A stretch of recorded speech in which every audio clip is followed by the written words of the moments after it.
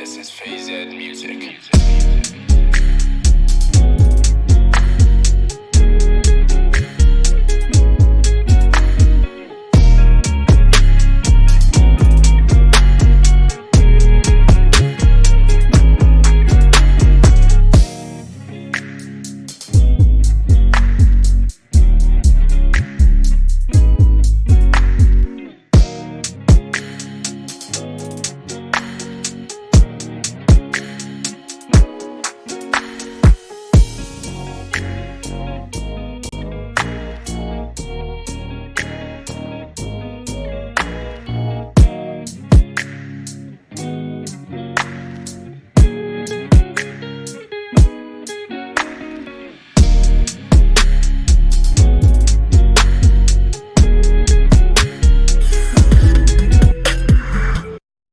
Und damit einen wunderschönen Dienstagabend allerseits und willkommen bei Alter Schlecht Gaming. Willkommen bei unserem heutigen Dienstagsstream.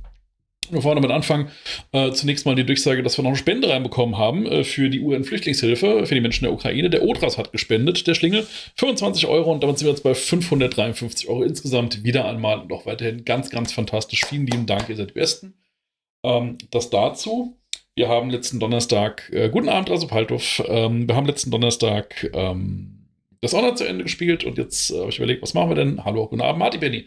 Was machen wir denn jetzt? Und ich habe ja schon seit Jahr und Tag auf der Platte mal ein bisschen XCOM zu spielen, und zwar exakt so viel, wie ihr mögt.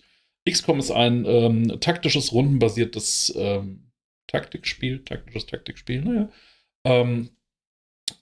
XCOM ist immer gut, sagt Geisterfuchs, und wenn Geisterfuchs mal was gut findet, dann müssen wir das natürlich machen.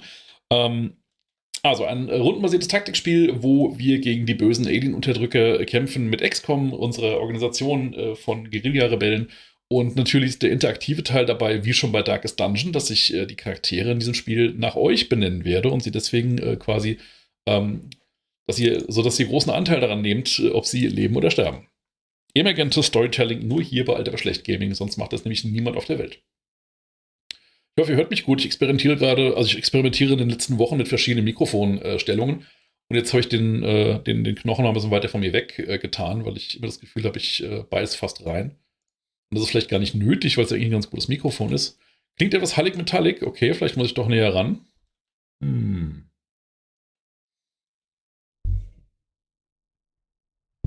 ich näher dran bin, ist es besser. Sound ist gut, noch ein bisschen halt. Okay, na, du musst wohl näher ran, weil das wollen wir gerade nicht. Viel besser.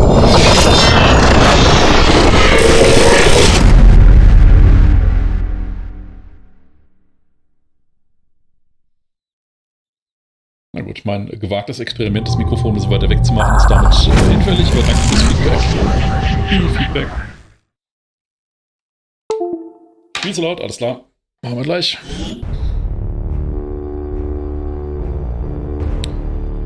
Options, Audio, Master Volume. Das ist das Intro, das bläst ja von die Ohren weg. Ja, das stimmt, das Intro ist immer ein bisschen lauter als der Rest vom Spiel. Wir gucken mal, bleiben wir ungefähr so, ist ein bisschen runter, aber nicht zu viel. Und während des Spiels könnt ihr mal schauen, wie es so läuft. XCOM 2 mit der Erweiterung War of the Chosen. Die macht ein gutes Spiel noch besser. Und ja, dann legen wir mal los, würde ich sagen.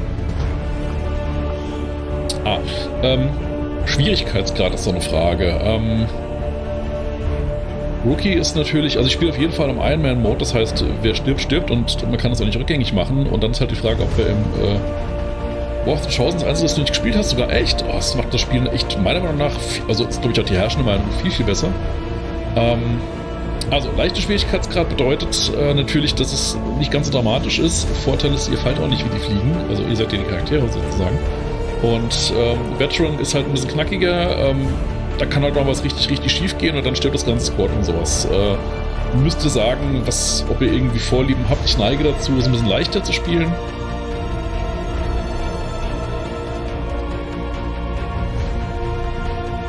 Also auf leicht sozusagen.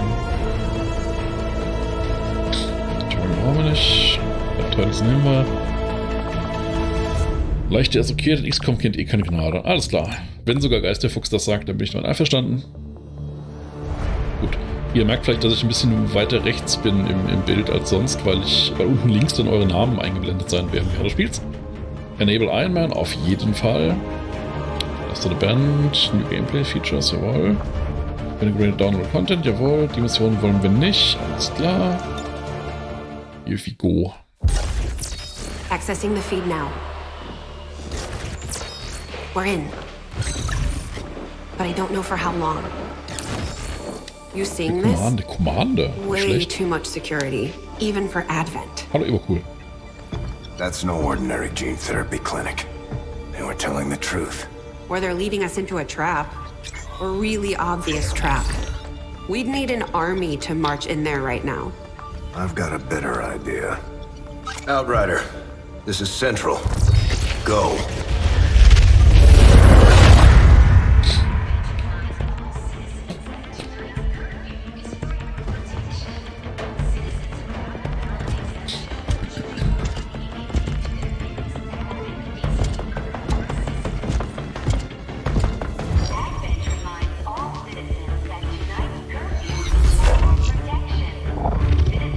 Untertitel mal weglassen können, ne? Dieses nicht Ameisenfußball.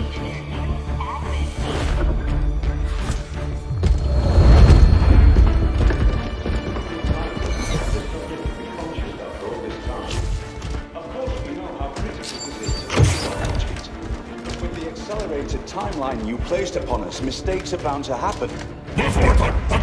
It wasn't our fault. Please! There's no need for any of this. I will do what you ask of me. I just need additional time. Did you say something? You're one of those. You must understand, I had no choice. Outrider, report.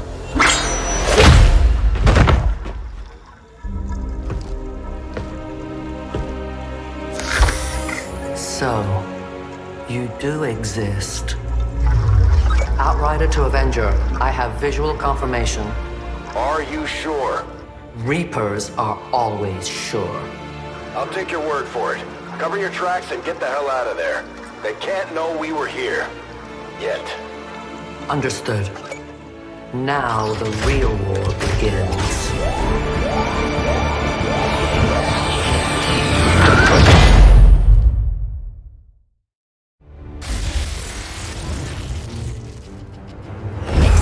Continues to build as city centers across the globe prepare for the 20th anniversary of Unification Day. Thousands line up at the site of the Great Accord, celebrating the formation of the Advent Coalition. Keeping with their promise to humanity, 12 new gene therapy clinics will be opening in select cities by the end of the new year. Despite the attempted attack by Fringe elements, operations at the new facility in Paris thankfully remain unaffected. In response to the unprovoked intrusion on the eve of our most beloved celebration, the speaker reaches out to us. A small number of dissidents again repeat the mistakes of the old world. Striking as we celebrate a benevolent savior who time and again offers only friendship and compassion.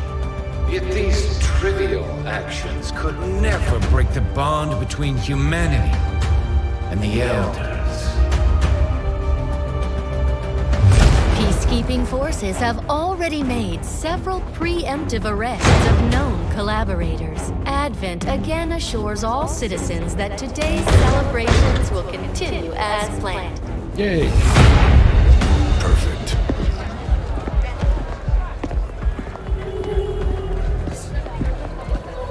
The Advent administration reminds you to report all suspicious activity to your nearest peacekeeper.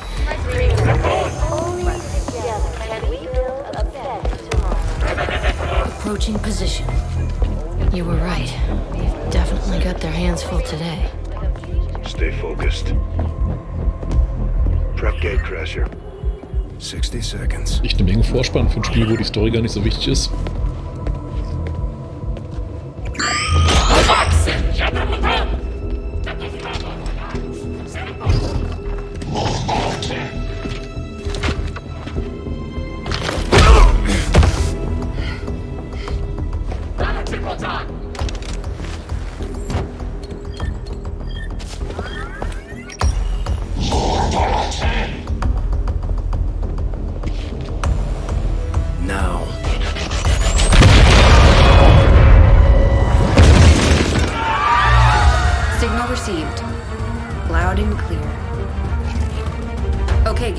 over. Your turn.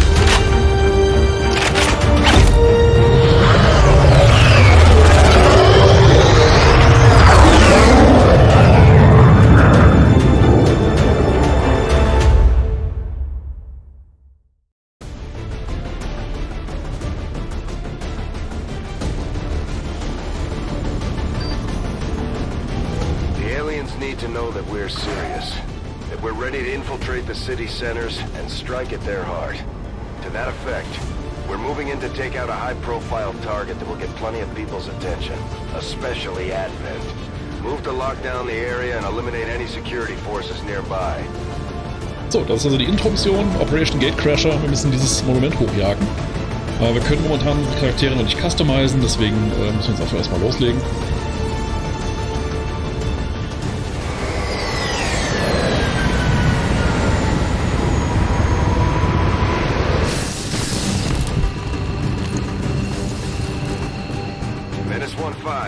We have a fix on the target. Move to place the X4 charges at the designated position. Wo ist das Target? Da ist das Target. Klar. So. Also, das sind unsere 4 Hansel, die wir am Anfang des Spiels haben. Und jetzt bewegen wir die nacheinander. Blaue Linie heißt eine Bewegung, gelbe Linie heißt 2 Bewegungen, dann kann man nichts mehr machen. Jomi Mann, guten Abend. Grüß dich. Hoffentlich geht's gut. Orders confirmed. Moving out. These guys make up the bulk of the Advent forces we've dealt with. They're disciplined and well equipped, but their obedience makes them predictable. So, was soll ich noch sagen? Achso, genau. Diese Schilde, also ein voller Schild bedeutet volle Deckung und so ein halber Schild bedeutet halbe Deckung. Das ist natürlich dann wichtig, wenn man in Feuergefechte gerät. Und momentan sind wir im Concealment-Modus. Das bedeutet, die haben uns noch nicht gesehen. Erst wenn wir in so ein rotes Augenfeld reinlaufen, sehen sie uns. Das ist so das Wesentliche. Und wir gehen natürlich in Overwatch, Allerwichtigste. Bereiten quasi eine Aktion vor, um zu schießen, wenn was schief geht. Ist wohl kritisch.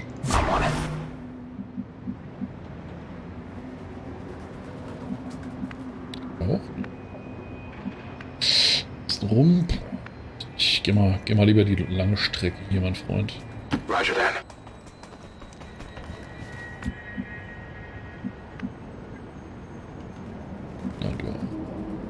Was kann schief gehen?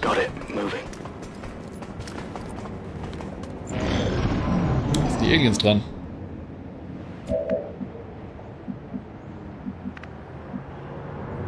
Affirmative. Moving out. Roger. I've got my eyes on. Das ist eine halbe Deckung. Das ist natürlich... wir könnten auch hier bleiben, aber... ein bisschen vorangehen müssen wir auch. Was kann schon schief gehen? Klassisches XCOM-Spieler-Sprichwort. Was kann schon schief gehen? Jetzt nehmen wir erstmal den nächsten. Entscheiden, welche Reihenfolge wir die Typen bewegen. Hier, schön. Würde ich einen aufs Dach bringen, das dauert auch so lange. Das war nicht eilig, aber muss ja auch nicht sein.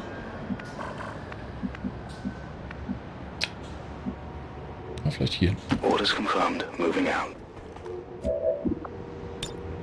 Got it covered. Jetzt du dahin. Headed there now. Alles kann schief gehen, richtig. Und alles wird schief gehen, wobei ich ja gerade schon entschieden habe. Darf ich ein Sniper werden? Wir können gucken. Ich hatte mir überlegt, dass ich euch schon im Rookie-Stadium Namen gebe. Das heißt, dann wäre es Zufall, was du wirst. Alternativ ist ja warten, bis ihr Sergeant seid. Dann kann es sein, dass heute Abend überhaupt niemand einen Namen kriegt. Und das wollte ich eigentlich schon machen, wenn ihr schon mal hier seid. Die Granate ist zu weit, also bleiben wir erstmal in Overwatch.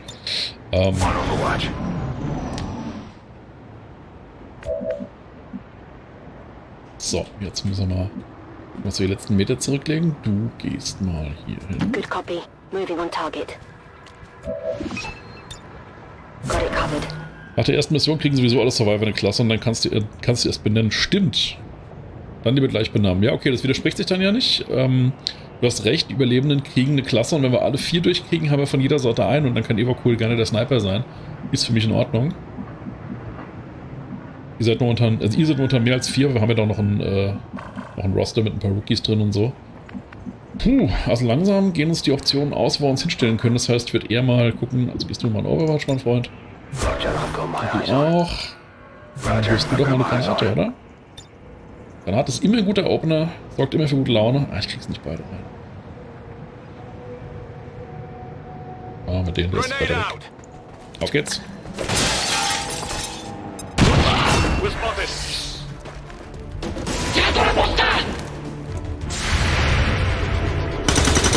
Ah, komm schon. Ja.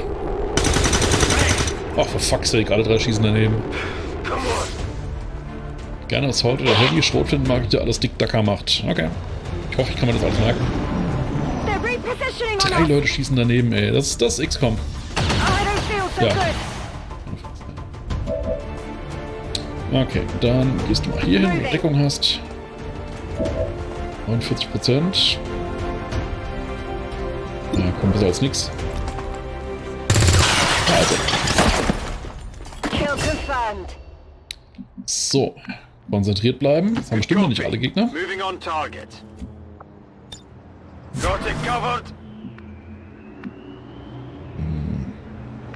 Mal.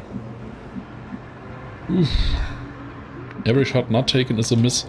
Ja, ich weiß nicht, die XCOM-Profis sagen ja, unter 80% wird nicht geschossen. Und, aber ich bin eigentlich auch eher so ab 50% mache ich das eigentlich. Oder wenn ich verzweifelt bin, noch eher. 10-4.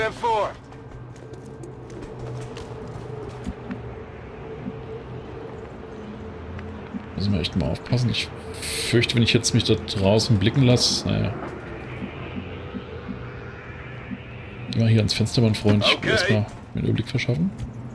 Okay, gut.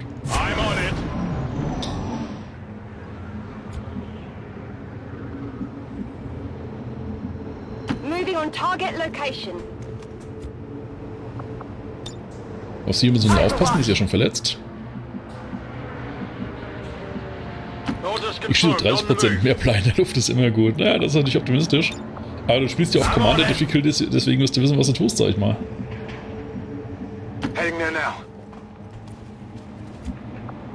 Das kann doch unmöglich alles gewesen sein, der Gegner, oder? Lass mich verarschen. Affirmative. Moving out. Moving to Overwatch.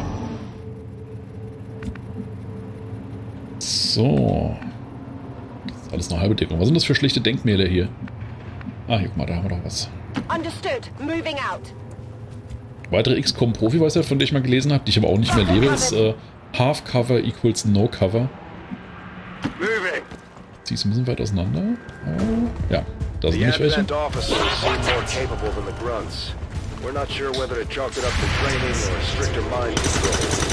Ja, jetzt auf die Entfernung läuft es natürlich nicht.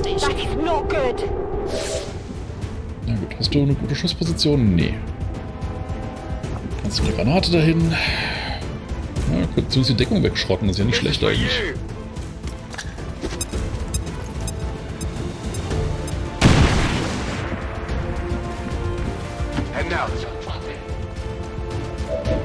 Aha, Deckung ist weg, 65%, here we go. Oh Gott. Moving on target location. Komm schon. Yes, critical. Gute Arbeit. Nur noch 2.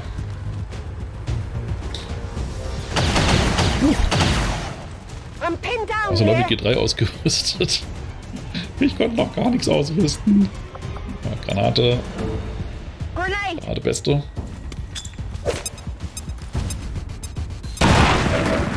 Ja. So, wo ist der Kollege? Da oben ist der Kollege. 54% ist ja eigentlich schon, kann man schon machen. Nailed it. Area is secure. We're not picking up any inbound contacts. Scanners are clear. -15, we have a limited window to act before Advent responds. Nee, wir füllen 3G. Hallo Jorinde. Grüß dich. Schön, dass du da bist, obwohl ich ja weiß, dass du kein Fan von XCOM bist. Freut mich sehr. So, Plant X4 und dann haben wir es nämlich und dann können wir gleich wir müssen noch diverse Tutorial-Kram durchmachen, aber dann kann ich euch in dieses Spiel verewigen. Status confirmed. Squad is clear. Detonating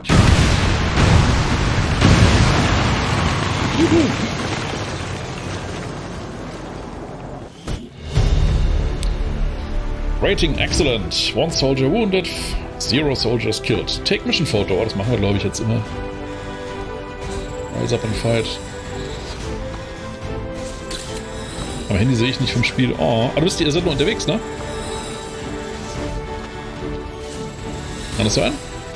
Ich meine, ich hätte da auf Facebook was gesehen. And despite the destruction left in their wake, XCOM refuses to let go of the ways of the old Nee, aber der world. PC ist besetzt. Achso. They will continue their wanton and reckless crimes until the entire world burns around them. We are grateful to the elders for their support in ending this menace once and for all. Stimmt, das mag ich eigentlich ganz gerne, dass dieser Speaker nach jeder Mission halt Alien-Propaganda rausknallt.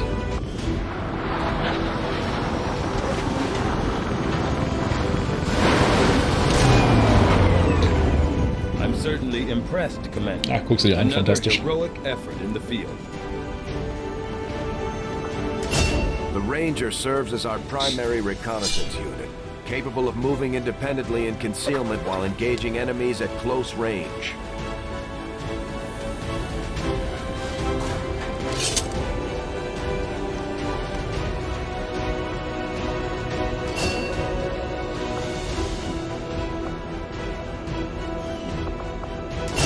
Serving as our demolitions experts, the Grenadiers provide heavy ordnance delivery whenever and wherever we need it.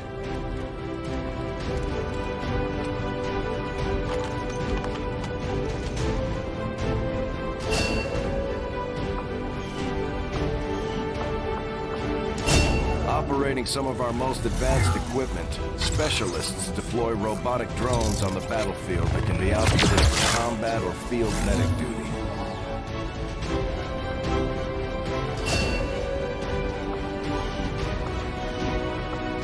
Vor allem einen prächtigen Bart hat er vor allem jeder Kollege. Just like it sounds, Aha. our sharpshooters engage enemy targets with pinpoint accuracy from extreme range. They're also trained in pistol marksmanship for the occasional close encounter.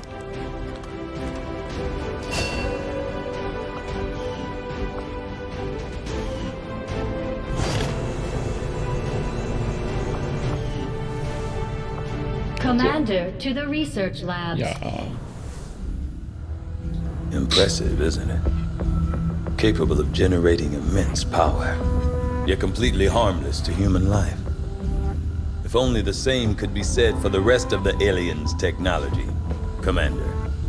Dr. Richard Teigen, Chief Science Officer. I am responsible for the entirety of our research here, as well as the procedure you so recently underwent. Welcome to my lab, such as it is. I'm not sure what Central may have told you. Cutscene in the game, ja schon. Found Man kann es überspringen, aber ich will euch das from jetzt the zeigen. alien stasis suit. A device implanted directly in your occipital lobe. Had I access to Wie the Erwachsene ist ja equipment gewohnt, available to me überlegen during my Regimes vorzugehen, tenure ob at Advent oder Advent, I Palpatine. would already Ja. know the precise nature of its function. However, given time and your approval, of course, Commander, I assure you, I will find out. Which brings to light an additional point. Though aspects of this facility are indeed impressive, I am but one man. Were you to direct additional support personnel and resources to me, I could substantially improve the speed of all our research. Farewell, Commander. So, New Research, also hier ist natürlich, dass man halt neuen Research logischerweise macht.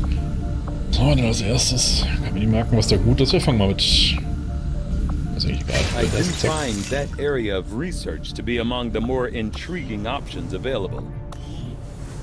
Mehr Cutscenes. Okay. Reworked your repulsors with some of the parts I salvaged from their old engine. Should fix that stabilization problem you had. Come on, Rover. It'll work. Commander! Getting our tech to talk to theirs is harder than you'd think. Lily Shen, Chief Engineer, at your service. You were probably expecting to see my father. In all that's happened, I'm guessing Central didn't tell you yet. He's gone. Dad gave everything he had to get us this far. This entire ship is his life's work. I know he would have loved to show you around the place himself. He used to talk about you a lot. You can be sure I'm ready to finish what he started. Might not look it, but from here, I can fabricate pretty much anything you come up with.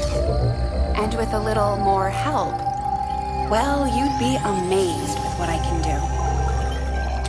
It was an honor to finally meet you, Commander. So, wie sieht das hier aus? Keine Engineers. Inventory haben wir auch nichts. Doch, wir haben... Ach, hier, das Zeug haben wir. Das können wir erforschen. Okay. You'd be surprised how big of a difference some of these things can make in combat, Medikit-Push mal anbauen, das ist With a nicht few schlecht. supplies, I can manufacture anything we need in no time. Build Facilities, ja, war das mal. I should see if any of the troops have been keeping count on alien kills. Might be a useful recruiting tool. Mhm.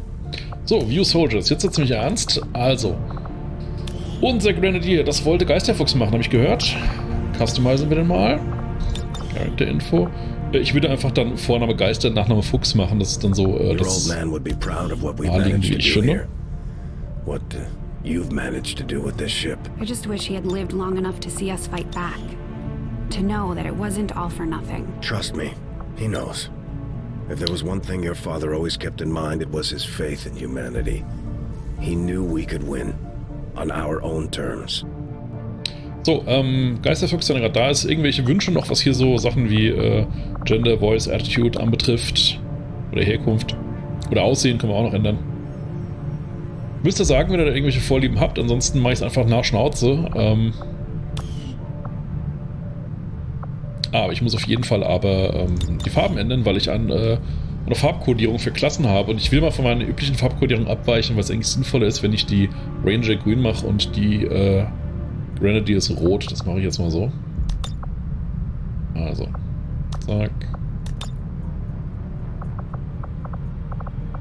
Zack.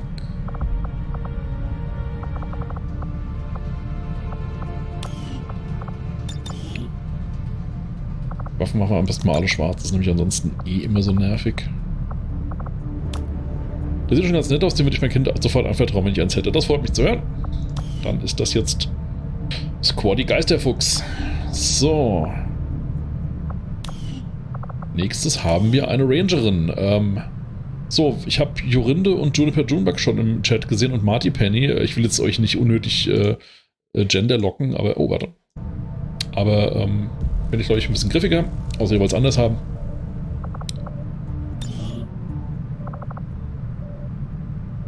Ich sehe da Jorinde. Alles klar.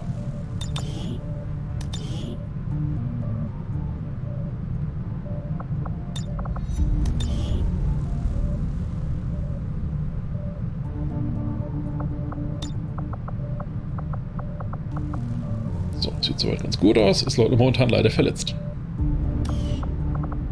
Also, was habe ich gesagt? Ranger mache ich jetzt grün. Oh, das ist mir, glaube ich, zu krass, das Grün. Das Mintgrün. Ja, was Mintgrün? Ich nehme den Hausmeister. Nee, du kriegst auch noch jemanden. Wir haben noch ein paar Rookies, die jetzt nicht in der ersten Mission gleich mitgedient haben. Das clasht ein bisschen hier. Wenn Jorinde mit dem Schwert in den Garten geht, bewässere ich mit der dicken Super Soaker. Passt doch. Grün ist super, ja. Aber vielleicht mache ich grün und grau, weil die verschiedenen Grüntöne, die beißen sich ein bisschen. Waffenfarbe auch hier schwarz. Ansonsten einfach saunervig, weil ja die Waffen teilweise getauscht werden. Weil es stimmt gar nicht, das ist viel Quatsch, wenn ich dir sage. Zum Beispiel die Shotgun ist ja immer Ranger-Klasse. Vergiss es, oder? Nee, nicht unbedingt. Nicht unbedingt, vergiss es. Okay. So, dann haben wir einen Specialist. Wem könnten wir das denn mal? Also Ebercool ist unser... ach mal, Jobimann war auch schon im Chat. Und Razopaltov. Ah, Razopaltov an, der war der Erste. Also. Razu. Sorry, das... so. die Namen so unterteilen müssen. Wir müssen uns dann überlegen, was wir machen, wenn der erste von euch Sergeant wird, weil dann gibt es ja noch einen Spitznamen und im Spiel selbst ist der Spitzname das, was man am öftesten sieht. Und dann ist die Frage, ob wir dann den Spitznamen nochmal euren Usernamen machen, also dann sozusagen Evok Hul, oder ob wir die coolen Badass-Spitznamen lässt, die das Spiel euch gibt, und ihr wisst ja weiterhin, könnt ihr weiterhin sehen, wer ihr seid. So, Ratsbaldorf, offensichtlich Schotte. Und meine Specialists sind immer weiß.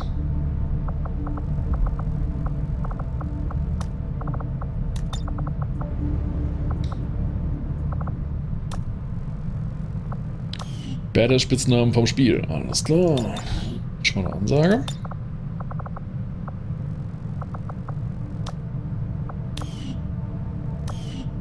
So.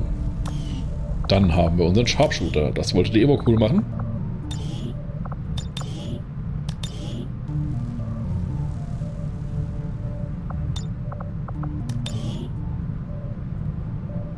Ich will ein pinkes Sniper-Rifle mit Smileys drauf. Weh, die sind doof. Wer sind doof? Was ist Spitznamen? Achso, ne, ich denke, die sind meistens ganz cool. Ich werde ja von Katzen belagert. Oh, das ist das Beste. Aber ich habe jetzt einen Mod installiert, der die Spitznamenpool erweitert, aber ich gehe davon aus, dass die weiterhin auch cool sind. So. Attitude Happy Go Lucky. Okay. So, meine Sharpshooter kriegen immer schwarze Ausrüstung. Bis auf das Sniper Rifle, das kannst du von mir aus auch pink machen, das müsste gehen.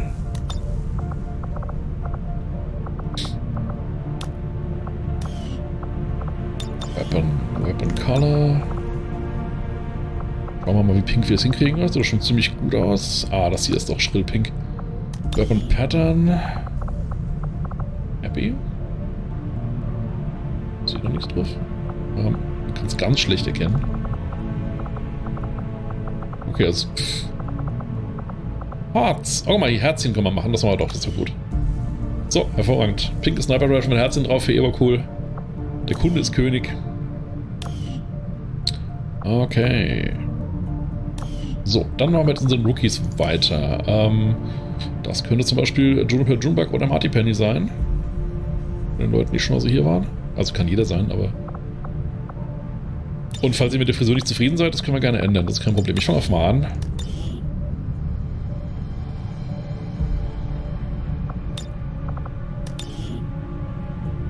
Du willst die nehmen? Alles klar, warte, dann... Ich will ihn anders. Alles klar, dann sind wir uns ja einig.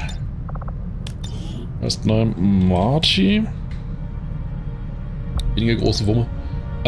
Wummengröße gibt es nicht so wahnsinnig viel Auswahl. Also das ist das normale Assault Rifle und ich glaube Shotguns sind ein bisschen kleiner. Und schlussendlich, welche Klasse du kriegst, weiß man als Rookie noch nicht. Das heißt, es kann passieren, dass du sogar jetzt irgendwie einen Charakter als Rookie nimmst und dann wird der oder diejenige Grenadier und hat die dickste Wumme im ganzen Spiel. Lila Wumme, lila Haare, das kriegen wir hin. Also. Hair. So, uns da irgendwelche Vorlieben, Frisurenauswahl ist schwierig.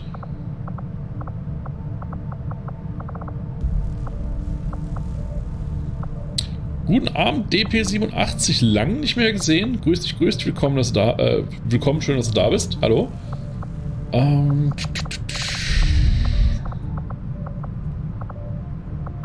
Ponytail, alles klar, wo war's? Ponytail. Dirty Ponytail. Ponytail. Tactical. Tactical, war das auch eine Frisur? War Tactical eine Frisur?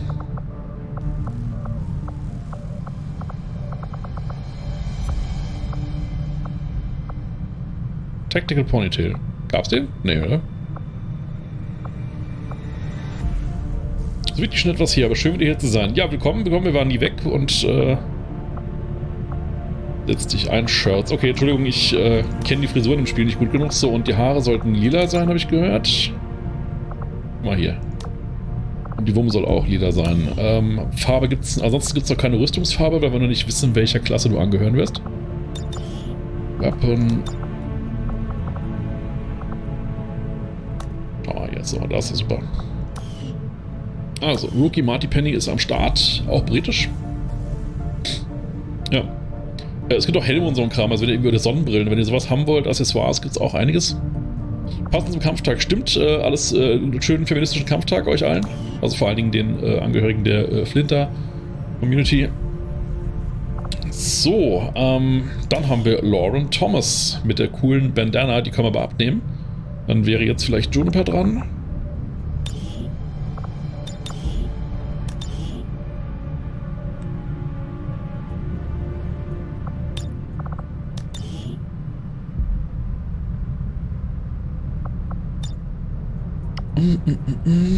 Du magst Bandana, alles klar. Dann kann das so bleiben, wie es ist hier.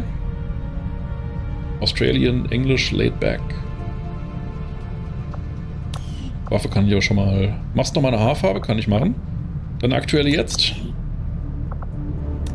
Man kann allerdings nur eine Haarfarbe. Man kann nicht zweiteilig machen. Also es gibt hier blaue Haare. Das sind zwar etwas schrilleres Blau, aber ist da wohl so? Links unten? War das links unten?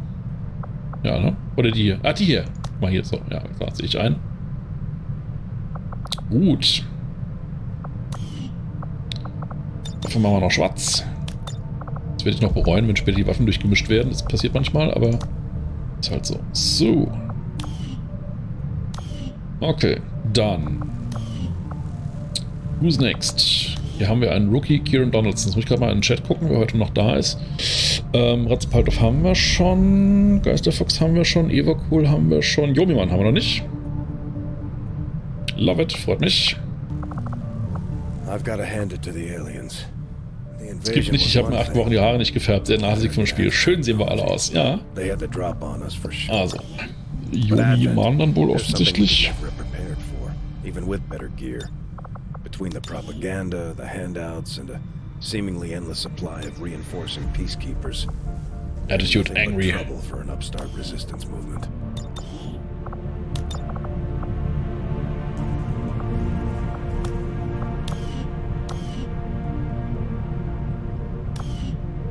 So, jetzt sind wir, glaube ich... Ah, genau, DP87 ist hier gerade aufgeschlagen. Ich weiß nicht, ob DP und 87 als Namen lang oder kurz genug sind. Ansonsten wäre auch okay, mit der Frisur müssen wir vielleicht was machen. Also außerdem möchte ich Street Fighter Cosplay machen, weil das geht natürlich. DP. Dave, alles klar. Dave 87. So, super. Gucken, ob man das akzeptiert. Klar, akzeptiert er das. Rookie Dave 87. Ja, okay. Aus der Ukraine. Ach, guck mal hier. Solidarisch auch gegen die bösen Aliens. Und dann wollen wir vielleicht mit der Frisur noch was machen. Also das finde ich vielleicht nicht schlecht. Oder einfach einen Helm drauf. Das können wir natürlich auch machen. Hier, guck mal, irgendeine Mütze oder sowas. Gibt es ja auch einige Optionen. Ich mag ja den hier tatsächlich ganz gern. Klassische XCOM-Frisur, ja. Lämmermann-Friese. Okay, da unten sind die abgefahrenen Sachen aus der Mad Max-Erweiterung. Die brauchen wir vielleicht nicht unbedingt. Außer ihr wollt irgendwie Steampunk-Zylinder haben. Das können wir auch machen.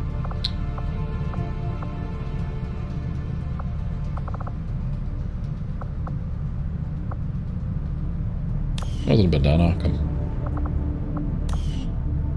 Fliegerbrille, alles klar. Mal kurz, kriegen wir das als Upper Face Prop auch so hin? So einer? Oder meinst du so eine Oldschool-Piloten-Dinge, die es gerade eben da gab? Das kriegen wir... Gehen wir noch zurück zur Kopfbedeckung. Oldschool, ja, alles klar. Aviator Helmet, Aviator with Goggles. Goggles on Forehead. Okay, also das sind die 3 Optionen. Einfach nur den Fliegerhelm oder Brille auf oder Brille auf der Stirn. Hat das Spiel auch Daft Punk Helme? Ja, so ein bisschen, weil das hat ja diese, teilweise diese Advent-Helme. Da können wir mal gucken, ob wir einen finden. Auf Stirn? Alles klar. So. Da sind wir doch schon ganz gut unterwegs. Weapon Color. Schwarz. Warte mal kurz hier unten. Dann gehen wir gerade mal kurz zu dir zurück. Gucken, ob wir dir wenn du das möchtest, gucken, ob wir so einen Helm für dich finden. Okay, hier wäre, also das wäre schon mal was, der Wild Space Force Helm.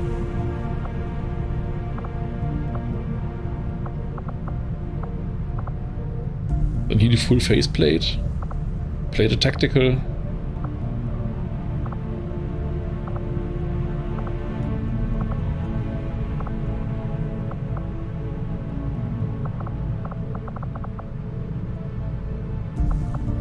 Parkkonservator gibt's nicht. Weiß ich nicht. Was, Lockenwickler oder?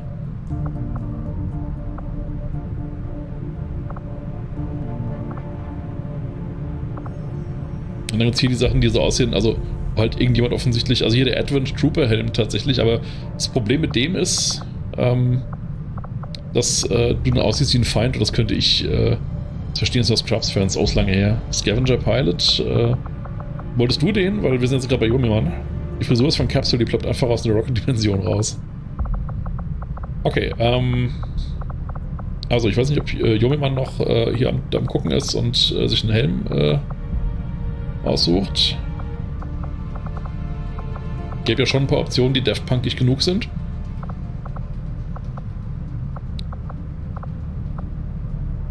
Den ist schwierig bei der Verzögerung.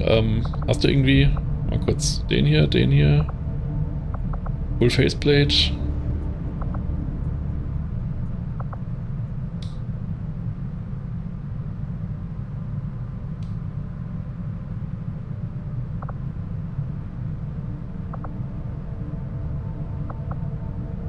Plate Tactical Helm mit der da. Was da? Der gehört dir. Okay, er ist ein bisschen hibbelig. Ich weiß nicht, ob du das möchtest, diese Angry als Attitude mit diesem Helm, aber gut, muss jeder selbst wissen. Okay, Dave, wolltest du irgendwie noch was haben für dich an Kopfbedeckung? Aber ich meine, du hast ja schon hier die Aviators. Aber wenn du was anderes willst, ich meine, das können wir immer noch ändern, wenn euch noch was einfällt oder wenn ihr sagt, ich bin noch nicht zufrieden oder sowas. Alles kein Problem. Zeig mich mal, ich habe mich nicht wirklich gesehen. Na klar. Hier bist du. Du guckst momentan so traurig runter, weil du verletzt bist. Normalerweise, warte mal kurz, wenn ich auf Customize gehe, genau, so siehst du richtig aus. Mit dem Schwert hinterm Rücken. Ich will rote Haare, alles klar. Einmal rote Haare kommt sofort, das wäre dunkelrot, das wäre so ein bisschen helleres Orange, dann haben wir hier so ein Pink. Hier etwas helleres, helleres auch Orange. Bis bräunlich. Sag einfach die Nummer 18, genau, alles klar. Gut, top.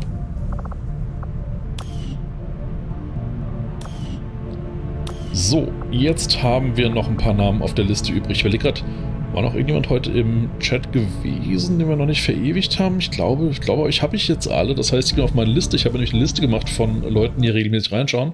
Ups. Und da muss ich gerade mal kurz Häkchen machen. Also. Den haben wir.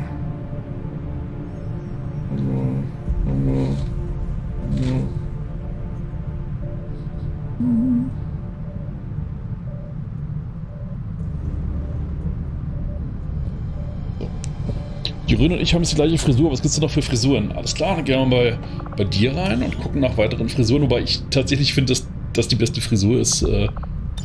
Aber wir gucken mal. Also. Bald hatten wir schon. All your stream are belong to us. Da kommt er nämlich schon. Kaum wird sein Name genannt. Guten Abend. Long straight bangs. Long wavy. Pixie cut. Und mein Name, ja, es ging gerade darum, dass ich ja hier gerade die Charaktere nach euch benenne und habe jetzt alle durchgehabt, die sich bis eben im Dings schon gemeldet haben. Im Chat. So, ich gehe einfach langsam die Dinge durch und wenn du was findest, schreibst du, was es sein soll.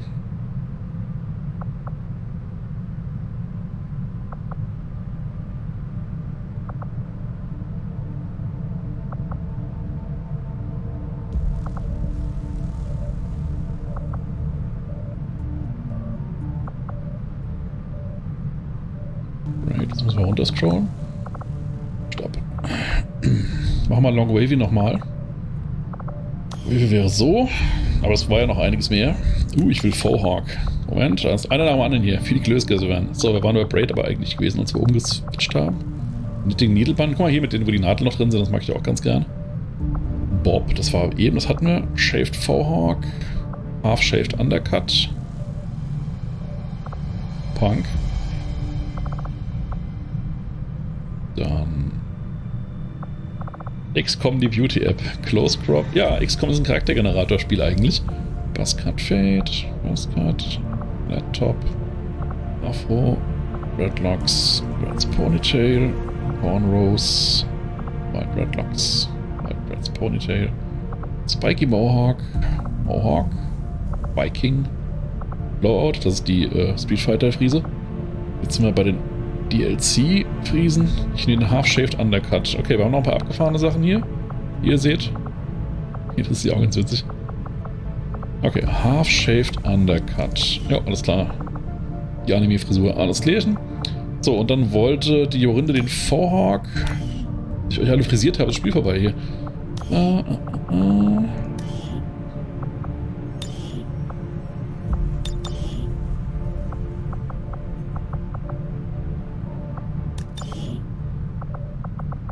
Vorhawk Ponytail oder gab es noch einen anderen? Oder, nee, ich glaube, den wolltest du, ne? Vorhawk Ponytail. Okay. Komisch, die Männer sind gar nicht so in Frisur interessiert. Also, genau, Yama Ping ist da, das heißt, es gibt einen Rookie namens Yama Ping.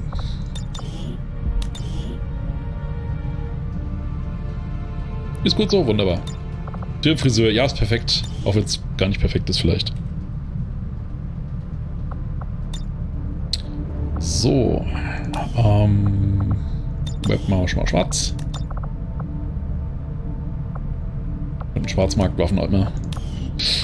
So, Yama-Ping, das wäre dein Charakter. Du kannst natürlich jetzt noch entscheiden, dass Klamotten, Frisur, Outfits etc. anders sein können. Doesn't sound like the kind of recruit we're looking for.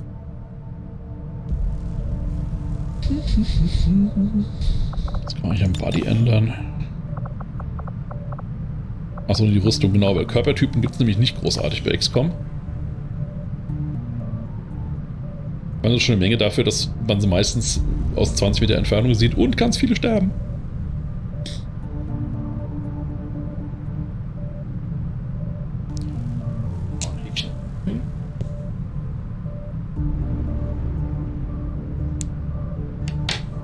Wollte schon fragen, ob ich ein Bizeps haben kann. Ja, sorry, da geht nicht mehr. Yama will sicher weniger militärisch aussehen. Ich habe keine Ahnung, was man da so wirklich machen kann, aber doch gerne einen weiblichen Charakter dafür nehmen darfst. Darf ich oder soll ich? Also ich kann das gerne machen, ist auch kein Problem. Falls wir noch einen im Roster gerade haben. Wir werden eine Tina Howard, das klingt so. Dann können wir das gerne machen. Ich glaube, darf heißt soll bei dir. Da macht männliche Charakter fühlt sich immer falsch an. Okay. So, das heißt, da machen wir hier den Ske-Duvet draus.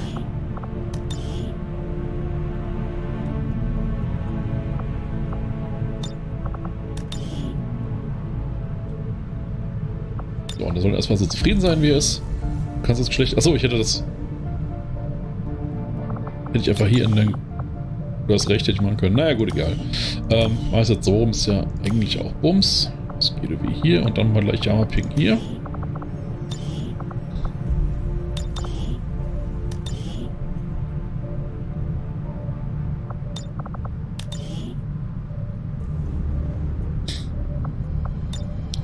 So, hier irgendwas am sonstigen Äußeren, was geändert werden soll.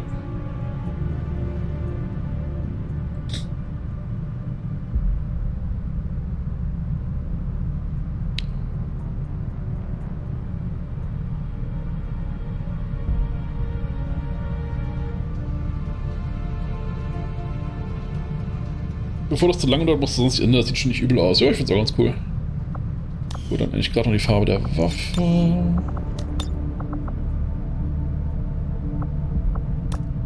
Will ich ja nicht aufhalten. Nee, alles gut. Ich habe mir für die anderen ja auch Zeit genommen, denn ich will für dich natürlich auch Zeit.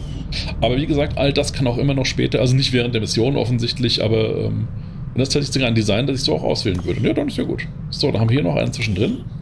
Wer ist denn noch so auf unserer Liste von Leuten? Mal kurz, pack ich mal ab.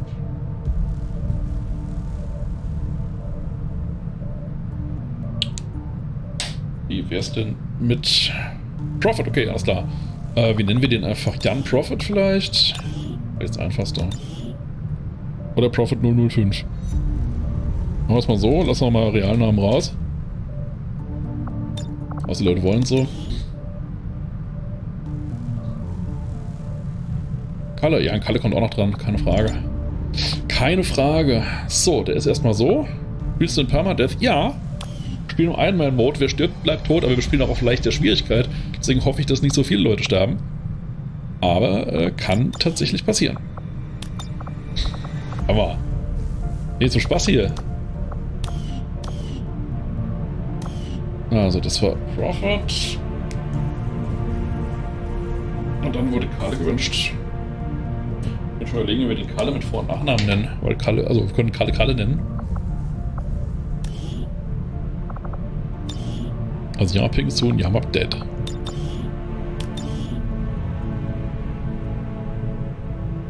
Kalle Wirsch. Kalle. Ist ja der Freundschaftskündigungen. Was? Ach, bei XCOM noch niemals. Kalle Ashley Killer. Okay, das sehe ich ein. Das sehe ich total ein. Prophet könnte Jan Prophet heißen. Ich habe gerade eben gesagt, dass es tatsächlich, das ist aber eine andere Wahl, aber ich habe mir gedacht, komm, Realnamen nur auf Bedarf, deswegen Prophet 005 ist auch okay. So, Michel ist ein Held, ja. So, damit ist unser XCOM-Roster fürs Erste aufgestellt. Wir werden hoffentlich noch ein paar Leute dazu kriegen, also wir werden ziemlich sicher noch ein paar Leute dazu kriegen. Und hoffentlich nicht allzu viele Verluste haben, aber momentan haben wir unseren Grenadier Geisterfuchs, unsere Rangerin Jorinde, unseren Specialist Razupaldov, unseren Sharpshooter Evercool und unsere diversen Rookies, Marty Penny, Juniper Junebug, Yomiman, Dave87, Skedoway, Prophet 005, Yamaping und Kalle Ashley Killer. Das ist doch mal ein gutes Roster, mit dem wir den Aliens aufs Erste die Stirn bieten können, und also es gibt immer wieder Missionen, wo man so ein halbes Dutzend von denen dazu kriegt. Insofern kann es sogar sein, dass wir mehr haben werden als Namen. Ich bin mal so meine Follower-Liste durchgegangen, habe immer so die Top circa 20%, die immer hier so im Chat sich blicken lassen, aufgeschrieben, und das sind 23 Namen. Jetzt haben wir schon 12, also die Hälfte. Insofern kann es sein, dass sowieso bald die Namen ausgehen. Aber mal schauen, was wir machen. Gut. Ich finde die Länderverteilung echt crazy. Auf die habe ich jetzt gerade gar nicht geachtet. Ja gut, ist Army aber ansonsten recht international. Oh, Britannia, ja. So, dann. Nice, bin UK, passt. Sehr schön. Okay, was wollte ich machen? Ach genau, wir brauchen erst diese Guerilla-Taktik-Schule. Die könnten wir mal bauen. Today we face the monsters. Today we are canceling the apocalypse. Ja, das ist ganz wichtig. Also wir müssen erstmal Power wahrscheinlich. Oh, Power haben wir noch. Da machen wir was für die Guerilla Tactic School, weil die finde ich mir sau wichtig. Da ist noch Mate zu euch. Oi, Mate. Clubmate auch, ja. Commander, good to see you on your feet again. Welcome to the bridge, the nerve center of our operation. The aliens have our entire world in their grip. Advent controls everything. Government, communications, industry, not to mention the military.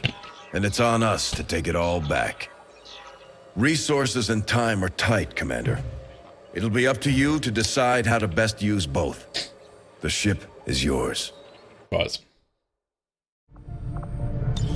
Commander, we're attempting contact with a local resistance faction known as the Reapers. These people like to keep a very low profile, so it may take some time before we hear back.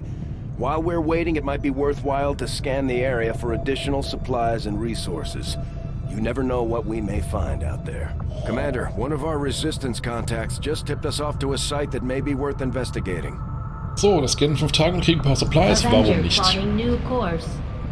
Das ist die strategische Ebene, auf der wir gucken, wo wir welche Einsätze machen und was wir Commander, the Avengers' remote scanning capabilities will help us search the area for clues or other resources. It's going to take some time, though. We've got a lot of ground to cover.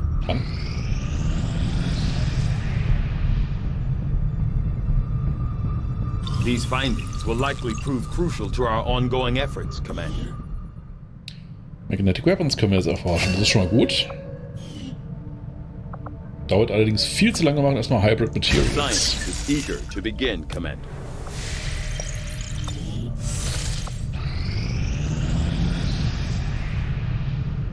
Strategic resource located. 55 Supplies, jawohl.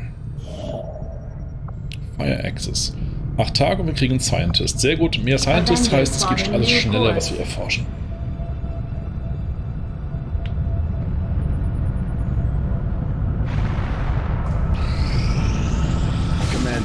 As the resistance continues to grow, we'll have a better chance of finding openings to strike back at Advent. As it is, we've already identified a potential target to disrupt the aliens' operations in this region. Our window of opportunity is limited, so we'll have to move fast. So, schauen wir uns mal an, was wir hier haben. Also, Eastern US Operation Brooding Father. Objective, hack the hidden resistance computer. Difficulty easy, reward, wir kriegen einen Engineer. Okay, wir müssen die auf jeden Fall nehmen. Jetzt müssen wir gleich mal schauen, mit wem wir die machen. Setting course for Eastern United States.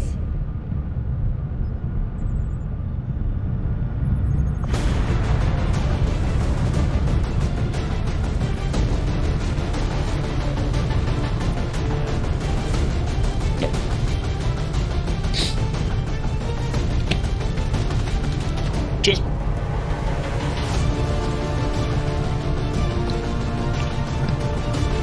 So, da Jorinde noch verletzt ist, haben wir also nicht die vollen 4 Squaddies dabei, vom Einsatz und Stärken, und nehmen stattdessen einen Rookie mit. Ist halt einfach ein sauguter Film und eine der besten epischen Reden. Ja, da bin ich dabei, das ist toll. Das bedeutet, wir nehmen die 3 schon etwas erfahreneren Leute aus dem ersten Einsatz, die nicht verletzt sind, und den 4. Rookie, jetzt ist gerade Marty Penny vorgeschlagen worden, also nehmen wir die. Assault Rifle, Granate, okay. Cannon, Granate, von mir aus. Du kriegst stattdessen mal ein Medikit mit. Falls jemandem was passiert. Ja, mehr als Granaten gibt es momentan nicht. Okay. Ich schimpfe laut stark, weil das ja wohl nur ein Kratzer ist. Ja, sorry. So, also, das sind unsere Badasses. Kann es sein, dass du runtergeregelt wirst, wenn die Musik lauter wird? Ich hätte das nicht bewusst so eingestellt. Hab vielleicht noch nicht alle Einstellungen meines Mikrofons. Kann das sein, dass Musik einfach lauter ist, als alles andere, was im Spiel passiert ist. Also hört ihr mich denn noch einigermaßen? Schaut sie euch an, die Badasses.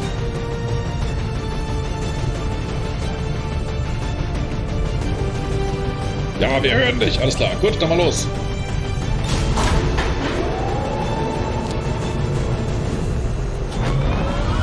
Wenn die Musik schon dominant ist, ja, in dem Augenblick, also in diesem kurzen Augenblick des Spiels darf sie gerne dominant sein.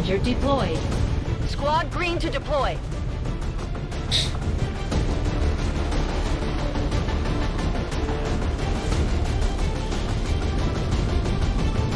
A hacker trying to impress the resistance. Ich habe mal wieder beschwitzt über die Musik. Tunnels under Kansas City. Unfortunately, she only lived long enough to recover a fragment of the data. We're moving to secure the area, eliminate any alien forces nearby, and hack that terminal before they manage to lock it down.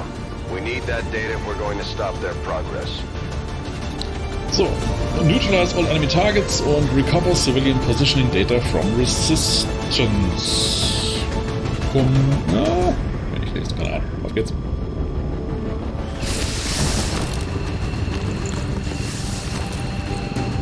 Menace 1-5, this is Avenger. The access point we're after is just ahead. Move to secure the area. Expect hostile resistance.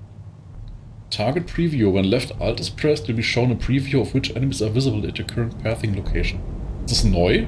Kommt mir nicht bekannt vor.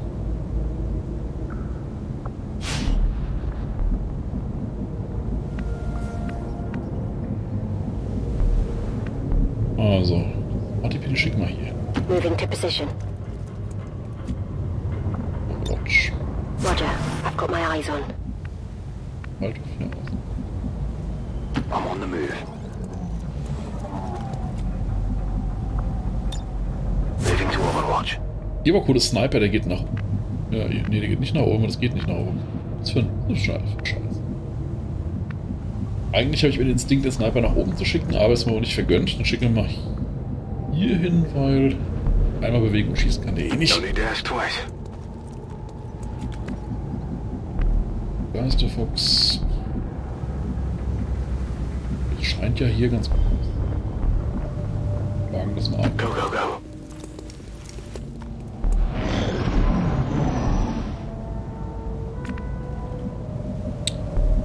Mal denn hier rüber? Da kommt man da drüber? Das ist versperrt. Ich bin nicht sicher, warte mal kurz. Das kann uns aber bald auf sagen. Ja genau, man kann da schon lang. Schickt den Heavy vor, sind traditionell die besten Scouts. Also ich meine, sehr großzügig von dir, dass du das anbietest, aber wollen wir vielleicht mal, machen wir auch schön langsam hier. Moving. Got it covered. Hier war cool. Ah, mal hier ist eine Plattform, da kann er hoch.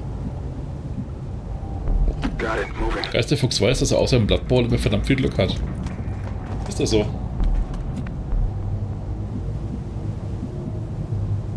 Moving on target location. Overwatch.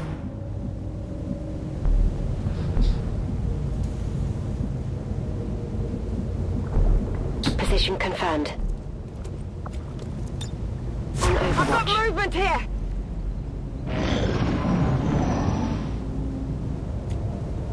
Okay, wir haben noch 5 Runden Zeit übrigens.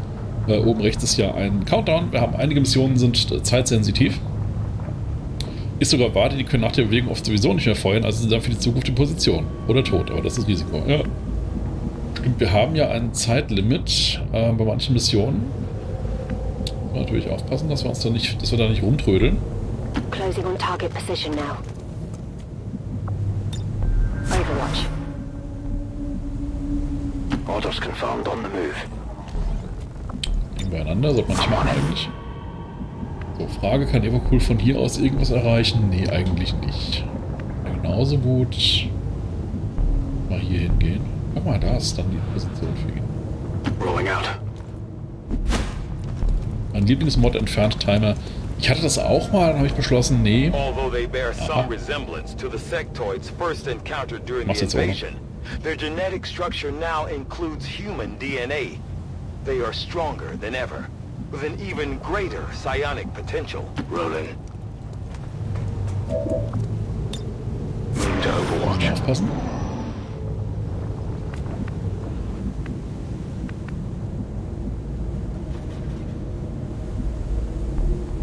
Timer erzeugen nur mehr körperlichen Stress. Ich bin ja speziell. Ja, ich bin auch nicht der größte Fan von Zeitlimits, vor allem nicht von Echtzeitlimits. Die sind natürlich richtig schlimm.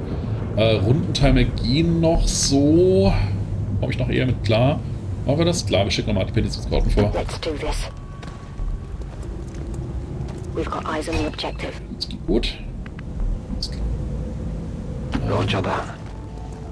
Hier noch den Overwatch, damit da nichts schief geht. Overcool nach oben. Closing on target position now. Im Raid früher habe ich den Raid-Lead abgewöhnt, einen Timer anzusagen. Das war ein Insta-Fail für mich dann. Aber Pistol Overwatch concealed. Overwatch. Geisterfuchs, muss jetzt ein bisschen aufpassen. Oh wow. Das ist nicht so ohne weiteres möglich, hier ungesehen durchzukommen. Hier ist hier hin. Moving out.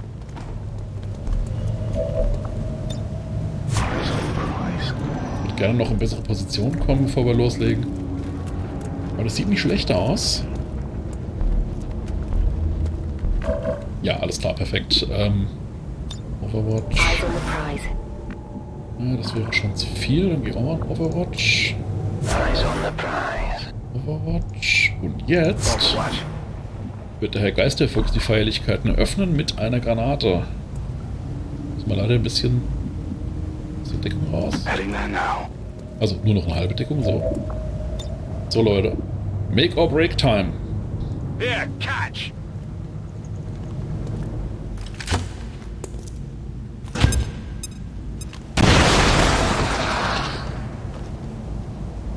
We're busted!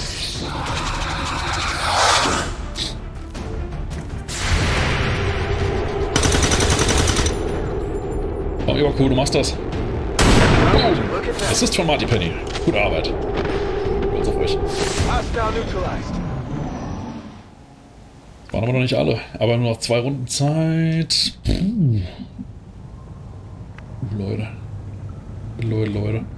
Renn du mal und dann guck der Rest mal, was da aufgescheucht wird. Es geht nicht anders. Was wir uns schaffen wollen.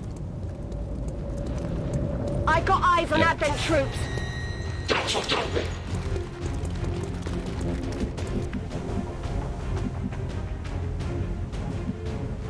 Heading there now. Oh, wir können das von hier aus hacken. Ja, dann machen wir das doch gleich. Stimmt, der Specialist kann das ja auf Entfernung. Ja, danke, ich habe es auch gerade erst gesehen. Okay. System infiltration in progress. Machen wir das vielleicht mal, was erledigt ist, erledigt. 52% und Fail No Effect, ja dann. Sehr gut. Razopaldos ist ein Superhacker. Vergiss den Loot nicht. Ja, ja.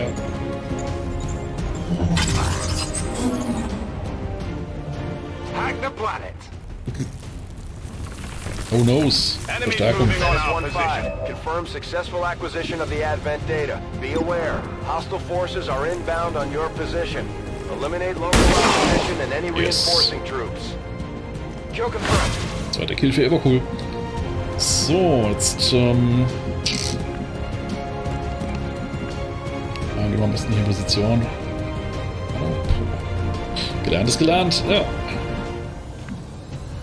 Big Rifle never misses. Ja, bis jetzt, glaube ich, 100% Trefferquote. Müssen aber gucken, dass wir Marty-Penny ein bisschen unterstützen da. Das ist sonst schlecht. Aber ich habe keine gute Schussposition. Ja, vielleicht großzügig von hier aus. Auch ein bisschen riskant, aber so 29%. Das heißt, für die Granate geht's auch. Ja. This is for you.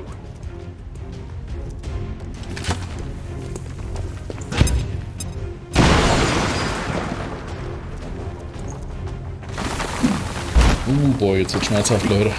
Ja, da bin ich für. Ja, ich auch. Das könnte unangenehm werden.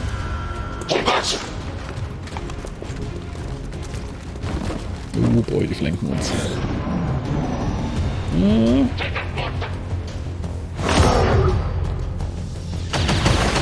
Weiß der Fuchs ist marked for death. Okay, gut, gut, alles klar, nichts Schlimmes passiert. Dann wird Marty Penny mal in Flanking-Position gehen. Understood. Moving out. So sieht es schon freundlicher aus. 72%. Schnapp ihn dir. Ach, sehr gut. Eine weniger. Okay, was mit die Razopaldorf? Kriegen wir das geflankt? Ja, eigentlich schon. Ne? Ist zwar riskant, aber also muss dann klappen, aber kann eigentlich auch nur klappen auf die Entfernung. Klar. Lass das.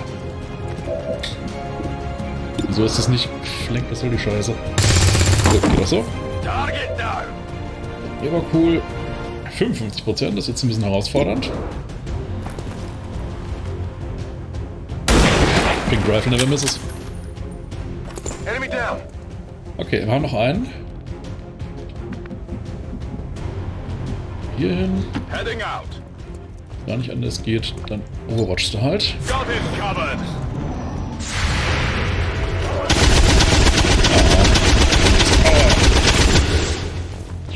Schade. Daneben. Schade, Loot ist expired.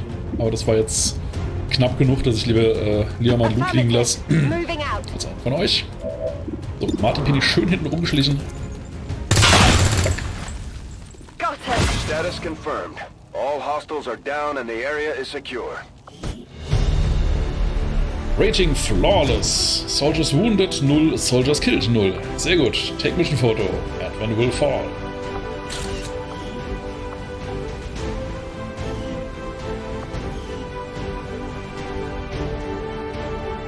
According to Advent officials, recent attacks by dissident elements operating outside of the city centers have done little to slow the progress of Advent's ongoing development. Most damage Evercool. Most attacks Marty Penny. Successful shot percentage 100%.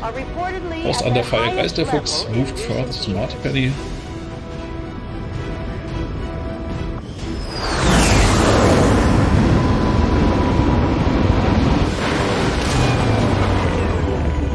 There's no way the aliens were expecting a fight like that. Ah, lauter Beförderungen stehen an. Oh, Bond available. Guck mal hier, Marty Penny und Geisterfuchs bonden miteinander. Und die anderen beiden auch? Oder wer jetzt mit wem? Müssen wir gleich mal gucken. Also, erstmal promoten wir Marty Penny. Und sie ist Grenadierin. Alles klar. Das heißt, sie wird auch rot tragen. Geisterfuchs ist jetzt Corporal. Bondage, what? Nein. So, Blast Padding heißt, er hält mehr aus. Shredding heißt, dass er mit seiner Kanone Rüstung shreddet. Geisterfuchs hast du Meinung dazu? Du kennst dich aber aus mit XCOM. Ich finde, also ich neige eher zu Shredding normalerweise, aber ich will da nicht reinreden. Shredding ist mal wichtig, so viele Arme jetzt, alles klar. Wir sind uns einig. Waldhof, erstes Specialist wird immer auf Medical Protocol ausgebildet. Da kenne ich nichts. Und Ebercool will wahrscheinlich eher auf Snipern als auf Pistole gehen. So, was hier für ein Bond? Commander, each of our soldiers has a unique relationship with their squad mates. As they complete combat missions together, their compatibility will grow and can eventually develop into a lasting bond. So, no bond mate. Ah genau, Marty, Penny und Geisterfix können bonden. Confirm Bond. Das heißt, die sind besser, wenn sie zusammen auf einer Mission sind. Ich mag die Pistole, ist mir egal, ja, zu spät. Custom Poster featuring this Bond. Penny and Fuchs, they're all out of bubblegum. Geil.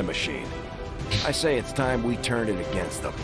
By spreading the word of our soldiers' exploits in combat, we can bolster morale throughout the resistance. Das ist übrigens saudumm, dass ich die beiden bonde, weil sie sind beide Grenadiere und das heißt, sie werden echt selten zusammen unterwegs sein, weil sie dieselbe Klasse sind und ich das normalerweise möglichst wenig natürlich möglichst wenig Doppelungen haben willst. Ach, das war ein bisschen dumm. Aber Razzapalter und Ebercool können noch nicht bonden. Ne, können noch nicht bonden.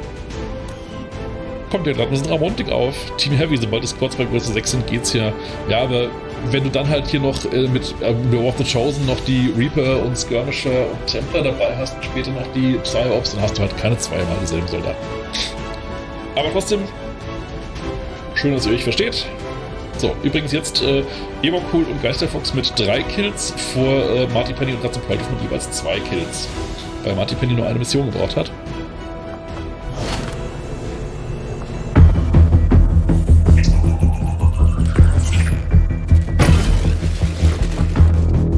Hello, Commander. The council you once knew is no more. Its membership have all sworn loyalty to the Advent administration. With one exception. It is good to see you again. In the days since your capture, I have done all I can to aid the resistance from the inside. It was these resistance operatives that provided the intel leading to your recent extraction. As of now, resistance forces are currently somewhat disorganized. If we are to defeat Advent and their alien masters, you must change this before it is too late. What you are seeing are classified reports of missing civilians from across the world. Their numbers are growing. We suspect they have been taken to a nearby Advent black site, though its exact location remains unknown. Time is short, Commander. We need you to take charge of resistance operations throughout the world. Hello, Commander. Hallo, Easy-Modus. Willkommen. And bring them into the fold. Find this black site and shut it down. Save our world. The clock is ticking. Good luck, Commander. Es kommen 2, schön. Ja, ich dachte, das ist noch wieder Zeit. Willkommen, Easy-Modus aus der Name, das könnte auch der Name von meinem Kanal sein.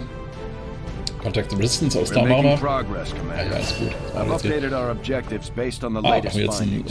You and your crew have dealt another serious blow to the aliens' efforts today, Commander. Impressive work. Now that we have more staff on the engineering team, we can start clearing out space. Exakt das Konzept bei mir, sehr schön.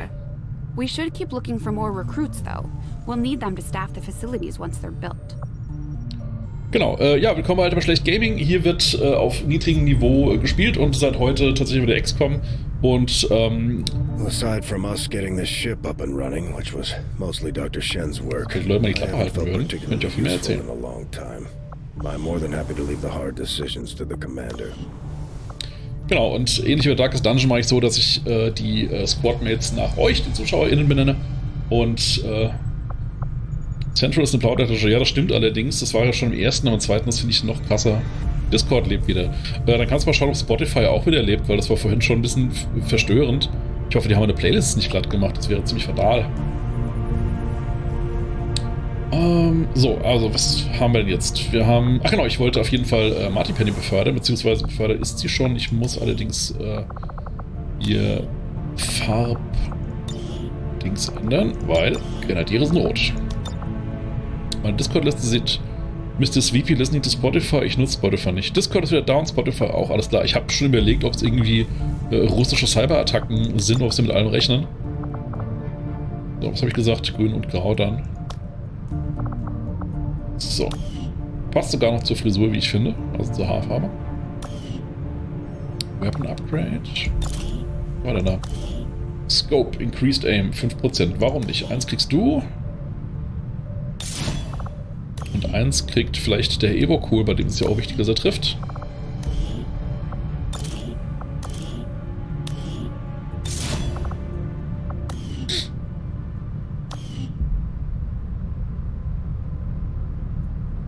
Keinen pelzigen Fußbreit im Palputin.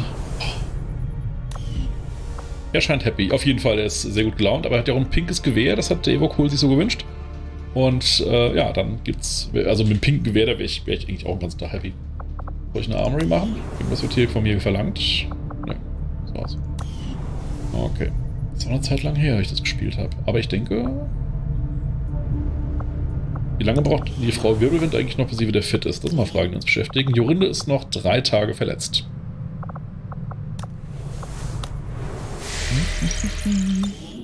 Local resistance forces in the area can get you into the site, but you will need to make contact with their network first. This is only the beginning, Commander.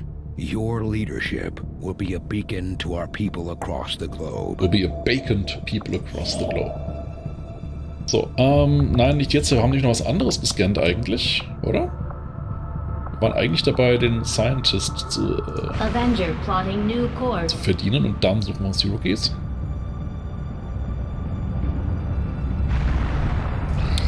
In a world divided by fear. Ja, stimmt, der ist wirklich Trailer-Guy. New item available. Improved shotguns. Oh, war ein Breakthrough, da machen wir es doch. That has led us to another potential avenue of study.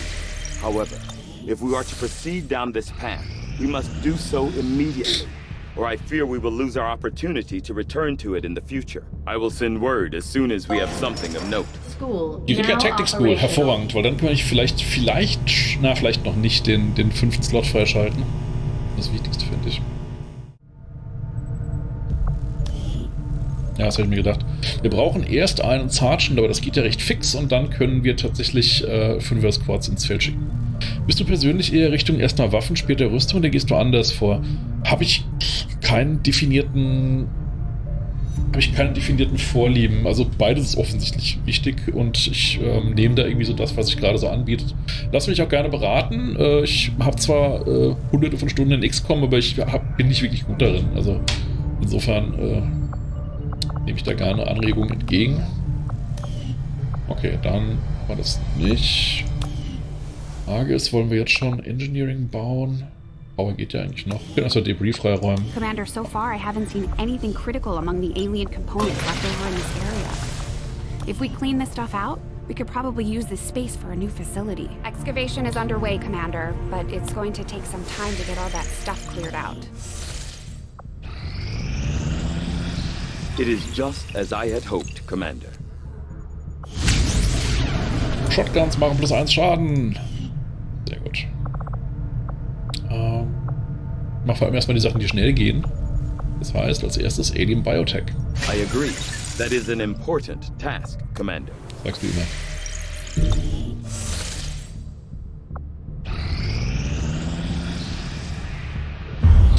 You are too trusting, John. The skirmishers are Advent. Advent is the enemy. The enemy is food. Try not to bring that up when we meet, Volk.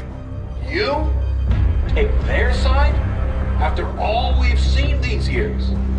Look, I'm not exactly having drinks with them, but they did hold up their end of the bargain. What about you? Wait and see. Volk out. Die Stimme des Volkes. I think they might show up. Commander, that was Konstantin Volokov, Volk to his friends. He and his Reapers are a big part of the reason why you're standing here today. Ich sitze immer noch. Volk may be a little rough around the edges, but he's the real deal. Heads one of 3 resistance groups operating independently from us that we consider a legitimate threat to Advent. Together, they'd make one hell of a fighting force. Too bad they hate each other. Still, We've made some unlikely Konstantin progress. Nikolai Volkov. Those Reapers may have found you, but they weren't acting alone. They were tipped off by a group of Advent defectors known as the Skirmishers. No one's big on working with these guys, knowing where they came from. But you wouldn't be here without their help. Both the Reapers and the Skirmishers have agreed to suspend hostilities provided you serve as the go-between. Trust doesn't come easy between these two, so we're heading for a nice, quiet spot on neutral ground. Even so, let's not take any chances. Intel on this area is weak, and we're picking up strange chatter on comms. Not to mention we're ending a decade-long blood feud today. I'd advise our soldiers to be fully prepared before we deploy on this one, Commander. Good luck. Central Vampir, der hatte gerade so rote Augen. We have a little bit of a situation here that could benefit from your help. Not sure how long our contacts are going to wait for us, Commander, so I'd recommend we proceed as soon as possible. All available soldiers are standing by to deploy. Es ist halt so, dass du eher früh auf mittelschwere Gegner triffst, die schon mehr Health haben. Das heißt, du musst eher zweimal treffen mit dem Start der Waffen. Hast aber schon gute Waffen, ist der Gegner tot, bevor er dich anschießt. Dann ist die Rüstung noch nicht so mega wichtig. Stimmt. Außerdem im frühen Game ist es noch nicht so schmerzhaft, wenn einer der Rookies stirbt. Das sagst du, aber ich habe jetzt alle Rookies nach Leuten hier aus diesem Stream benannt, also Leuten aus meiner Followerliste. Und deswegen hänge ich an jedem einzelnen dieser Rookies. So, macht man jetzt schon am Anfang die erste? Ich weiß es gar nicht mehr. Macht man die gleich? Ich muss die offensichtlich gleich machen. Okay. Setting course for Sector 10, Eastern United States. Each faction has agreed to allow a two-person squad to escort them to the rendezvous point. Hopefully that should be enough to keep them from killing each other. We've got a temporary ceasefire in place for the duration of the meet, but still, that doesn't mean we shouldn't be ready for anything.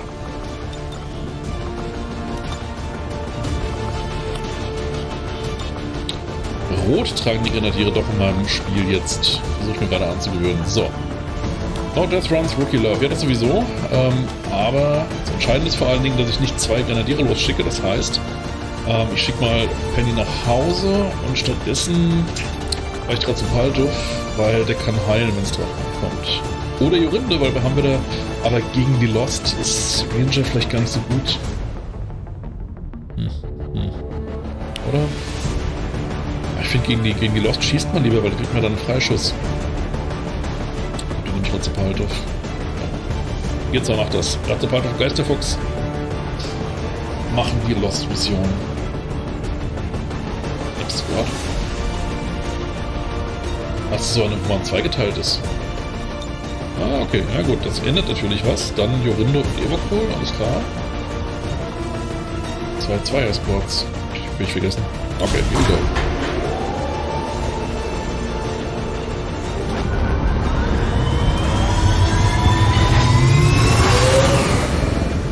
Ranger deployed. In position to drop.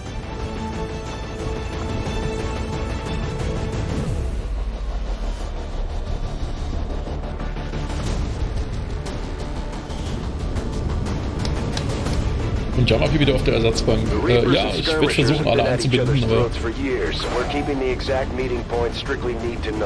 You'll split into 2 squads, rendezvous with each faction, and bring their envoy directly to the location of the meet. Officially, this city no longer exists, so don't expect a lot in the way of Advent resistance. Still, keep your eyes peeled. It's been about 20 years since we last stepped foot in this place. Ach, die Ruinen von Ottawa. Nicht, dass er einen Headshot fängt. Das aber nicht.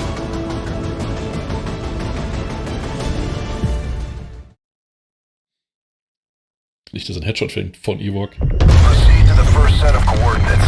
Firebrand and the second team will head to the next drop point.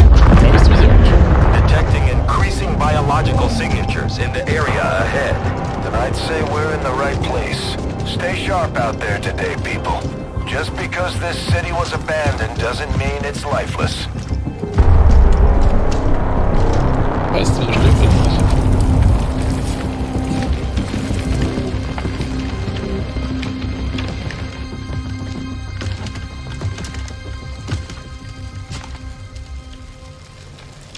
If you are hungry, there's more where that came from. Impressive reflexes, but unnecessary. Stand down. We're all friends here. You are safe here. More so than you imagine. We shall see if the same holds true for these skirmishes of yours.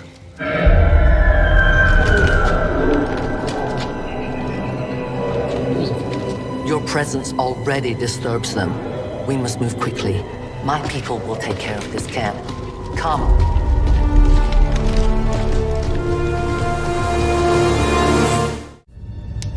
Uploading the coordinates to the rendezvous point now. We've plotted the most direct route there. We don't know much about the skirmisher contact you'll be meeting other than his name. Mox. Mox. John Great Moxley. old Mox. His death Conveyor of squads wiped violence. out entire camps of my people in the first years of the war. You would dare do this? Pretty sure hands are bloody on both sides of this fight. That's the whole point of this intervention. Reapers are born in the shadows, in the cold, harsh world. In the cold, harsh waiting for us world. out there. We rely on stealth and long-range attacks. And our marksmen are unmatched by even the best XCOM has to offer. Das musst du mit Ebercool klären. Reaper Shadow. Reapers use an advanced form of concealment called Shadow, which only has a chance to break after taking actions.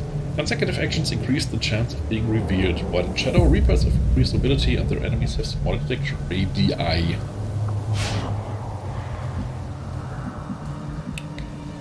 Also, da müssen wir hin. Do not allow Dragunova to die. Na, da kann nichts mehr schief gehen. Irgendwo hoch. I go where I'm needed. Das haben wir es nicht eilig diesmal. I am on watch.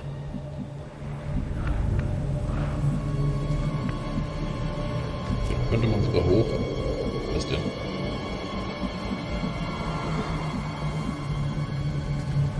Full.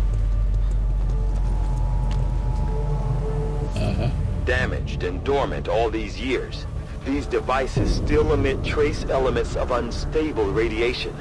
I cannot fathom what they were like in their original function. We were there, Doctor. You're better off having missed it. Ja, das war übrigens tatsächlich dann die Story vom ersten XCOM, also vom ersten Reboot XCOM.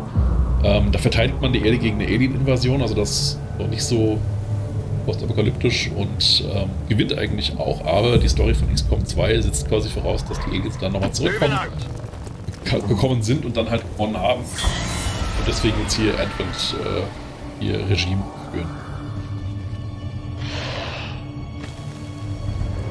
Sind sie die Lost? Auf No keinen more Fall. time Zombies for sind. regrets. We are not alone. Those things, they still look like people. What was human died years ago. Only the taint of the aliens survives now. Where there is one, more will follow. You must not hesitate to destroy them. These creatures' DNA has mutated well beyond what we would classify as human. Perhaps the result of long-term exposure to the alien radiation from those pods.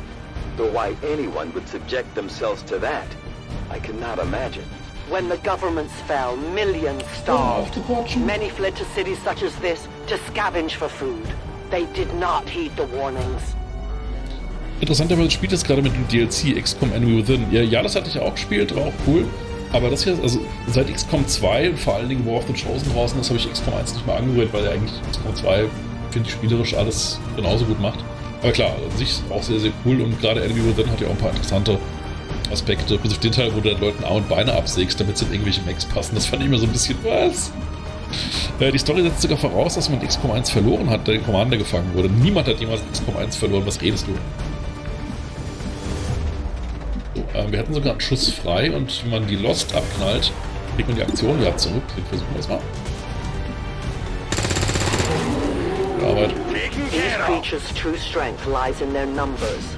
As you can see, they fall easily. If we are careful with our shots, we will prevail.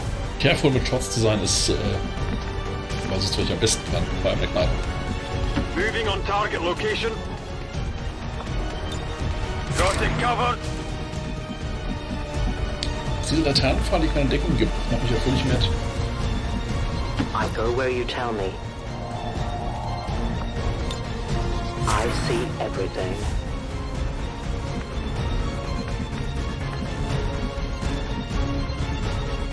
confirmed. Affirmative. Covering now.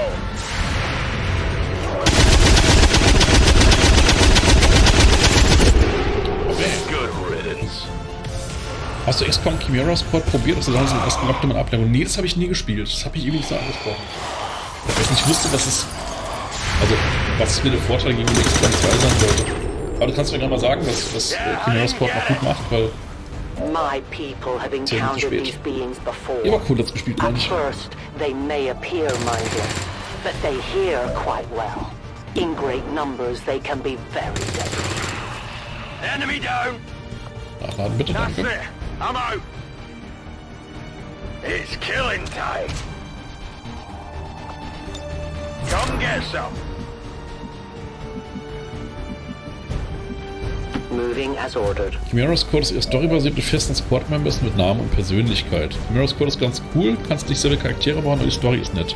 Bist ja schwer zu verstehen, wie gekämpft wird, eventuell das Spiel noch leiser. Alles klar, das machen wir. Danke für den Hinweis.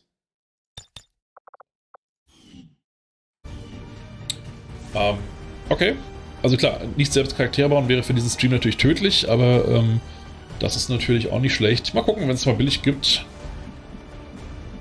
Die wahrscheinlich dann auch kürzer insgesamt. Ja, außer aus dem Konzil mit das mit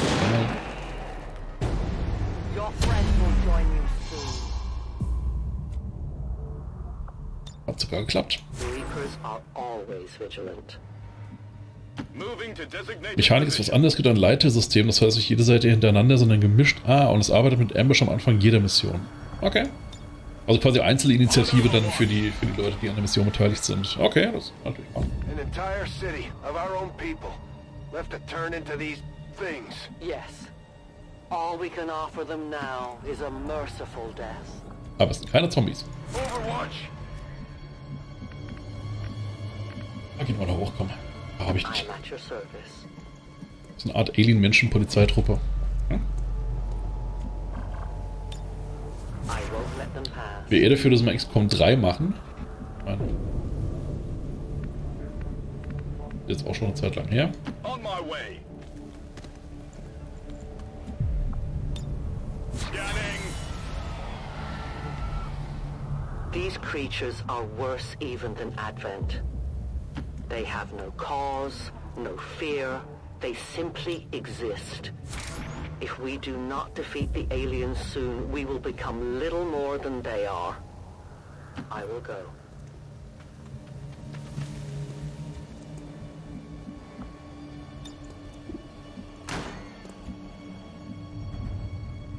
I will reposition.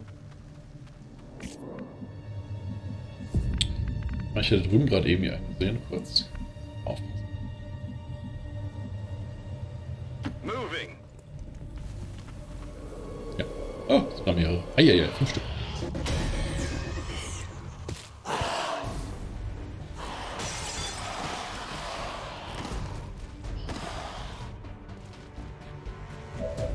So, Geisterfuchs, jetzt muss man gucken, dass du da mal ein paar welche kriegst.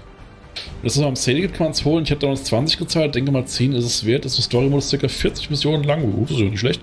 Die Missionen sind alle kurz und knackig, aha. Und kein Permadeath, wenn ein Spieler verlierst, ist er verwundet. Aus der Gefechten wird durch einen Bot ersetzt. Ja gut, wenn das zugeordnete Charaktere sind, dann sehe ich es natürlich auch ein.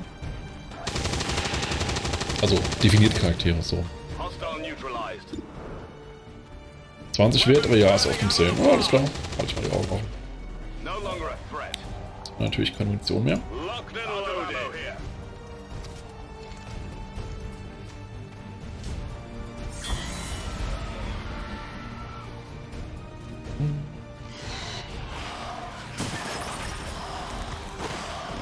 Hey, vorsichtig. Ein bisschen Teilen spielt nach XCOM 2, okay.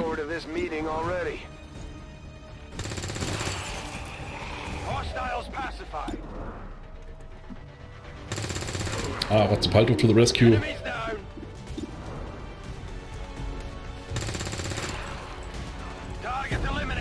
Jeder Schuss ein Treffer, wir laden mal nach. Spielt nur in einer Stadt, man muss keine Basis bauen, aber kann die Charaktere upgraden. Okay. Ist denn hier ein Fenster? Herrgott, nochmal. Hier mal das Balkon. Hopp.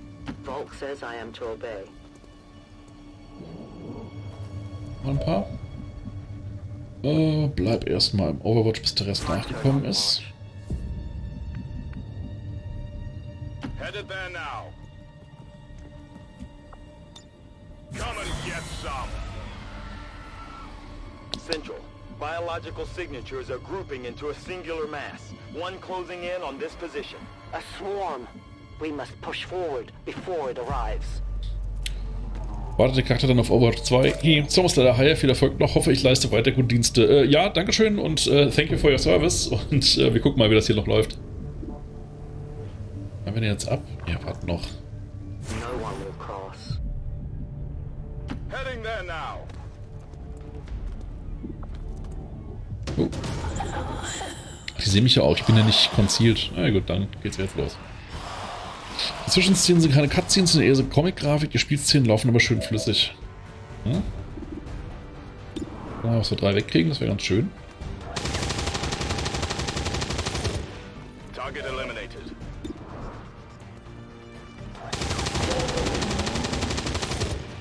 Enemy eliminated. Draining ammo fast. Oh, trifft er noch nicht mal. Eichel.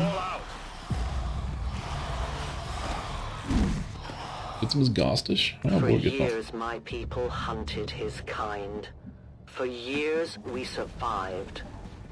Now you risk everything for your dreams of peace. If you haven't Boah, noticed, daneben, das gibt's doch nicht. our planet's ass for the past 20 years. You think maybe it's time we try something else? If only your speeches could take down these cursed creatures. I have almost no ammo. Warum habe ich sonst auf niemanden Sicht? Was soll denn das? Ich habe ja noch beide Aktionen, oder? Ja, kann ich erstmal nachladen. I'm reloading. I won't let them past. I'm ready. So, Geisterfox, jetzt kommt's auf dich an.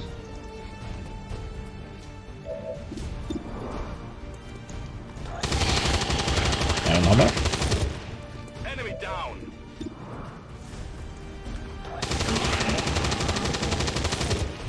Taken care of. Burning through ammo. Okay, 3 von 3 erwischt, gute Arbeit. Nailed him. Ah. Let's rock. Guns drawing.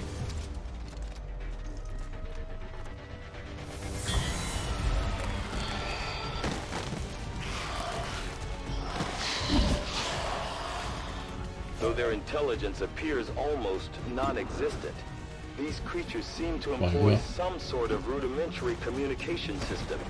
Perhaps auditory signals or some form of hive-like consciousness. Your point, Doctor? The entire swarm knows there is food here now. I would advise we make haste to leave this area. Biological readings in your general area are clear. No more creatures on approach. For now. Cool. Let's not linger here. Head to the evac coordinates now. Okay, dann lass mal beeilen, weil ansonsten tatsächlich noch eine Horde kommt. I can get there. Können wir uns hier vielleicht sparen? Beeilen.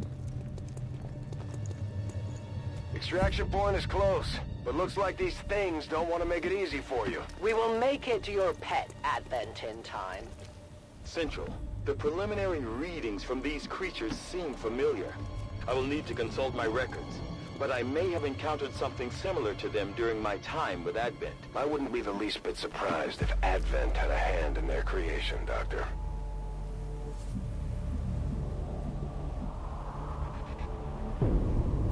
So salzig die Dame, was ist da los? Ja, aber ich mag ja keine Skirmisher.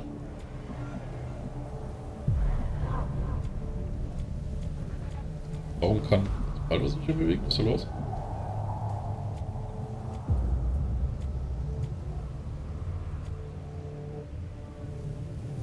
Come on, Overwatch. No one will cross. A momentary victory. Others are surely on the way. We must keep moving. Wie war die ja nun sympathisch? Ach, wirklich. Second squad is already en route to Mox. Proceed to the rendezvous and await their arrival. Oh, we'll be there.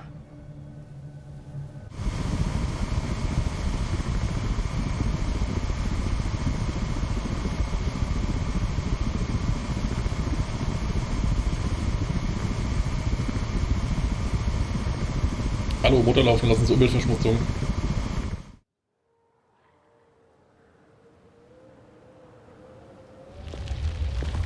Abgas, ja eben. Looks like trouble ahead. The rendezvous could be compromised. Stay focused. Contact! Get down! We may have a bigger problem here.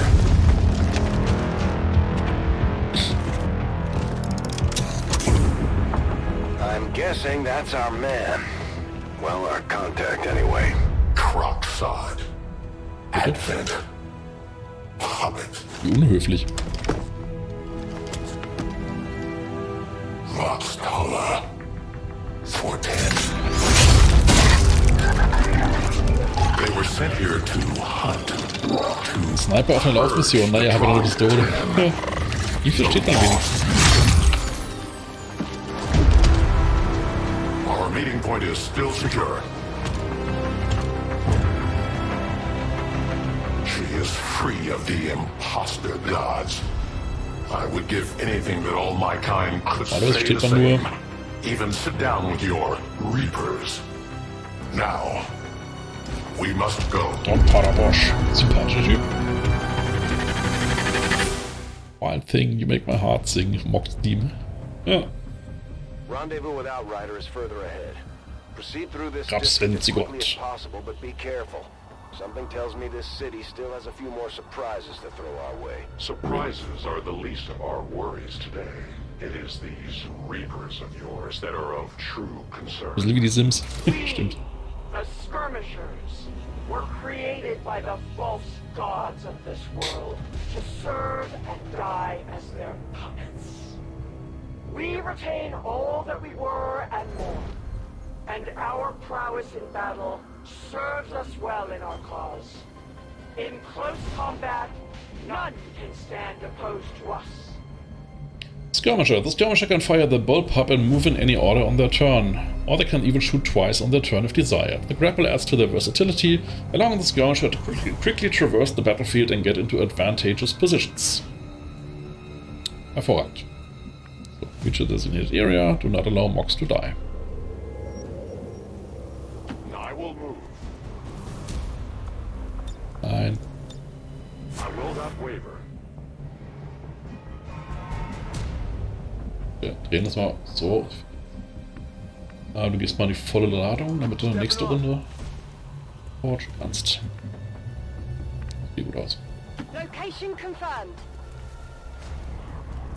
We got something over here.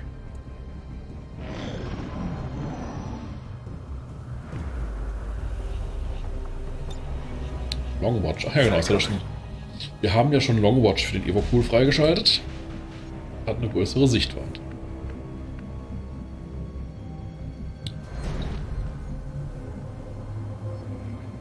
Moving to designated position.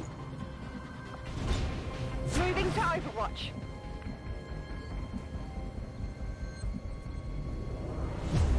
A long run. Something moves in the distance. Aha. Pink Rifle never misses. Enemies down. You weren't kidding when you said those tanks could explode. Careful with these things. We don't need to take any unnecessary chances. Ja, auch nicht schlecht. Der Shotgun auf die Entfernung, gute Arbeit. The patrol has been liberated. May their lives not be lost in vain. We must push forward and complete our mission. Works for me. Move out. Don't remember seeing these things before. You were not meant to. Purifiers were created with a singular purpose. Liebe To Shotgun. contain the top 10, the lost. We must eliminate this patrol quickly before others arrive. Fine by me. Take them down. Leute, ihr habt euren Text falsch rum aufgesagt. Wir haben diese Patrouille gerade mit Leichtigkeit im Overwatch besiegt. Klappt selten so gut, aber warum nicht? Gute Leute am Start. Aber weißt du was, renn mal vor, Mox. Gucken hier.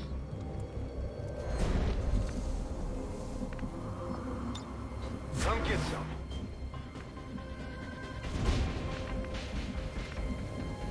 As you order. As you wish. Oh. Attack sight. Confirmed. Got it covered.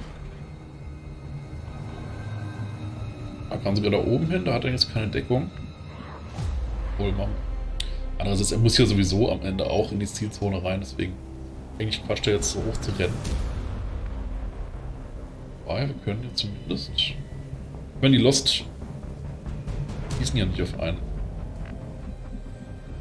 Ja, komm. Solid copy.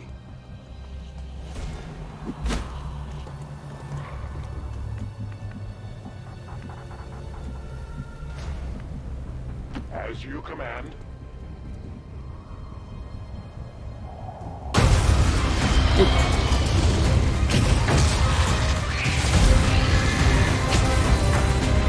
This is no patrol. It's an army. Yes, one we do not have time to face. Everyone, get back!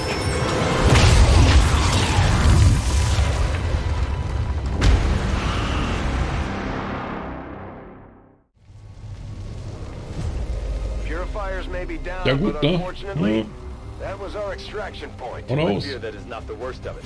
Multiple biological signatures rapidly on approach to your position. The Lost. The sound of combat excites them. They are drawn to it. And you just blew up a fuel truck? Skirmisher has alerted the Horde. Find an alternate exit. We will deal with the Lost. Der Krachmach muss damit leben. Ja, jetzt muss er erst noch 4 Runden Position halten. Dashers. They are not as docile as the rest of their kind.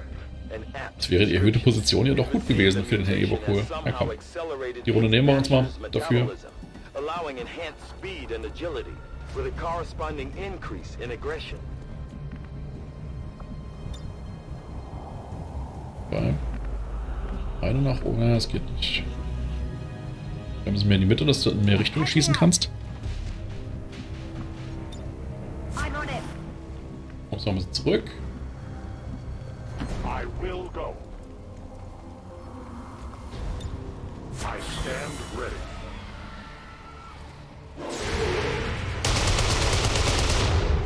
Oh Mann. Efficient attack. Oh Mann. Adjusting sights. The shockwave of that explosion reverberated throughout most of the city. I would expect a significant reaction from the Lost. The only reaction I will accept from them is their deaths. Find us that exit. Pink Rifle auch weiterhin 100% Trefferquote. Muss wir nachladen jetzt. Ah, wir können mit der Pistole nochmal schießen, dann machen wir es doch. Ah, okay, das ist nicht tödlich. Ich habe die meisten Freunde. Wo man später einen Sniper hat, Extended Magazine, Perfect Reload, da kannst du 15 Mal schießen auf Lost. Ja. So. 2 Schuss und dann können wir zur Not, wenn es alle ist, noch mit dem Schwert drauf semmeln. Ah, Shotguns machen jetzt auch mehr Schaden, den haben wir ja erforscht.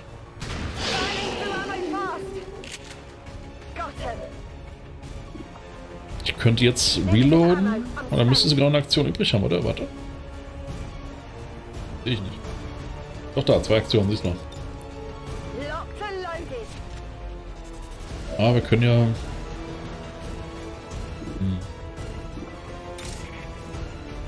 Schwert ist nur 88%, das schaffen wir schon. Kamera ist ein bisschen daneben. Ach, das war dumm, wenn ich so umgeschissen hätte ich noch weitere Attacken bekommen. Okay, pass mal auf hier. Ne, warte mal, wir können mal unseren Grappling Hook benutzen. Ne, können wir nicht. Doch, da. Ah, hier. Aha, da guckt die Trottel.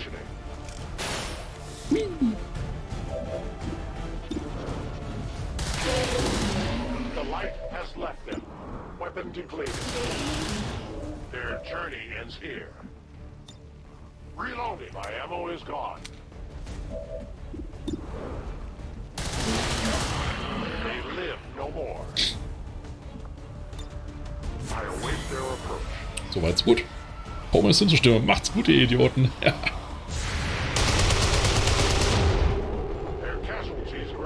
That whole area is hotter than we thought. Gonna need a little more time. Understood. Holding position. Pink Rifle never misses. Good riddance.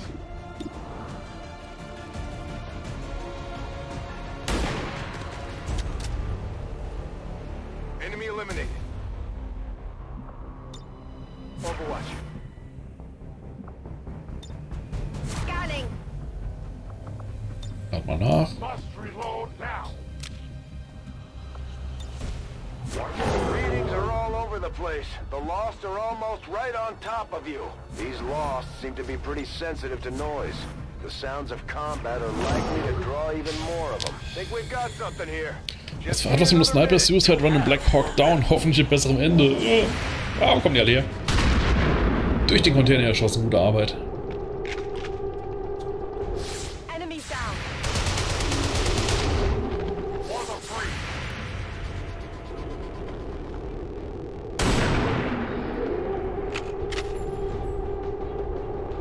Hostile neutralized.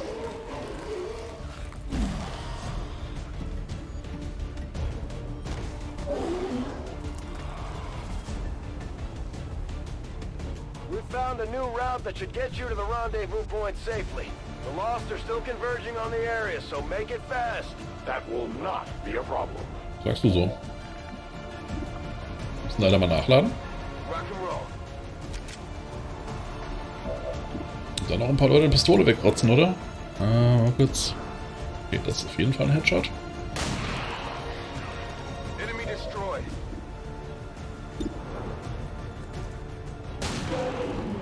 Gute Pistole ist, die muss ja nicht nachgeladen werden, ne?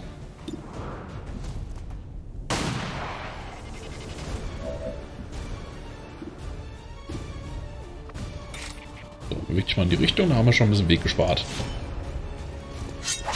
Aha! Jorinde, die Slasherin. Das schaffst du wohl.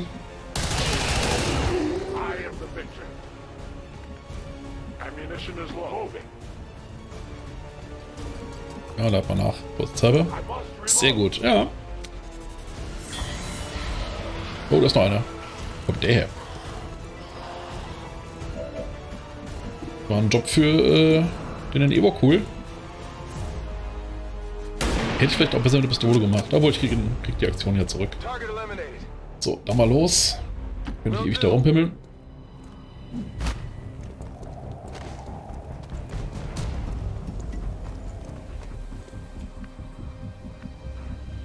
Unten lang. Lauf, Forest. To that position.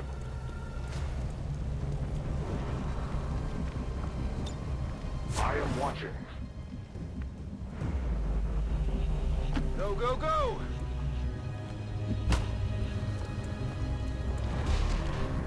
Diese Lost-Missionen stressen mich aber ein bisschen, obwohl die meistens gar nicht so schwierig sind, aber die Lost sind halt schon ein bisschen enervierend, auch wenn es die leichtesten Gegner im Spiel sind. Also halt viele und sie sind gruselig. I go as ordered. No trespassers. Ah, so lange wollen wir nicht warten.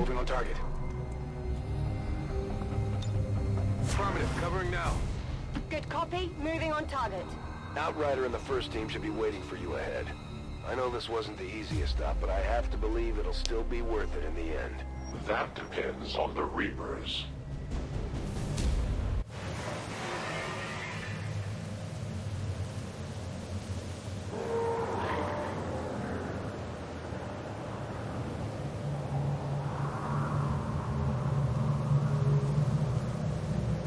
Wer macht eigentlich den Strom in dieser Stadt an? Rendezvous point directly ahead. Let's try and play nice today, people. So, Advent's most brutal captain comes to atone for his crimes. I am no longer that being. I am free now. Taking off that helmet does not change what you are. Reapers have long memories. Elder Cruxard. Anytime. The way I see it, we have two options. Join forces and kick the Elders off our world, or kill each other here and now. The choice is yours.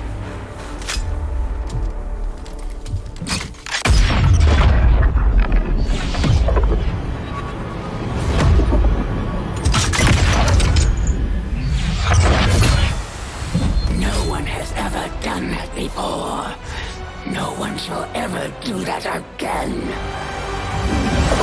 What the hell is that? Vox Prima, Elder Assassin. Relentless death that stalks my kind. Butcher of free Advent. My people face another like her. They are the undying. Advent's curse upon us. We must combine strength if we are to have any chance of success. You are welcome to try. So, das ist nämlich die erste von den 3 Chosen, was quasi die Bosse von XCOM mit der Erweiterung sind. They appeared without warning years ago. Had they not, we would have already regained our home. Such arrogance. The Elder's will extends throughout the universe. I am but one of their instruments. Ja, Shadow. I stalk my prey. My watch begins. Overwatch.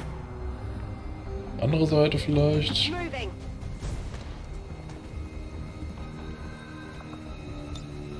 Overwatch.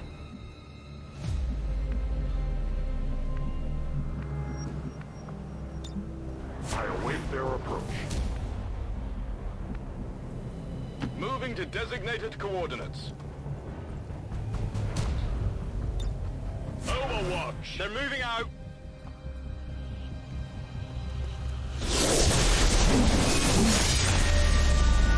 A new world awaits me.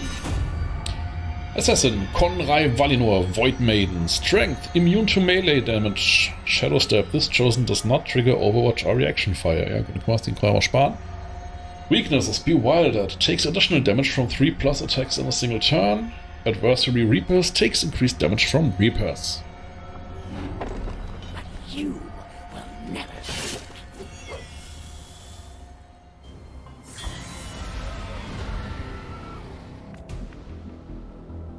Hier sind noch Lost irgendwo unterwegs. Tja, aber wenn wir sie nicht sehen, können wir auch nicht viel machen, ne? Das ist halt so das Problem. Okay. Wir müssen aufpassen, die nehmen nämlich gerne jemanden gefangen.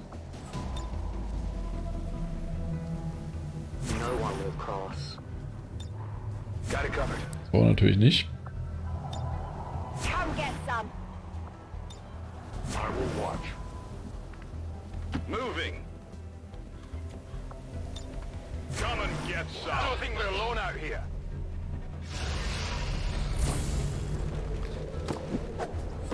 Oh nein. Au. Der Trick ist, die kein Overwatch auslöst. Ja. Okay, sie hat trotzdem halt was sehr weh getan. Der ist dazed. Bending Reed.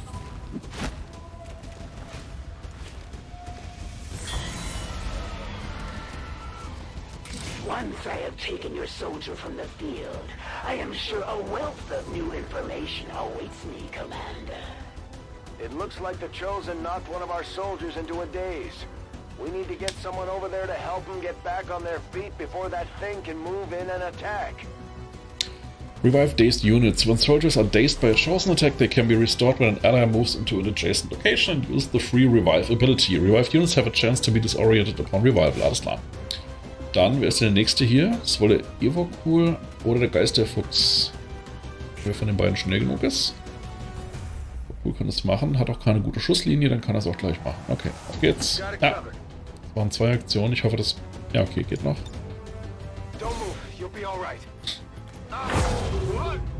Oriented.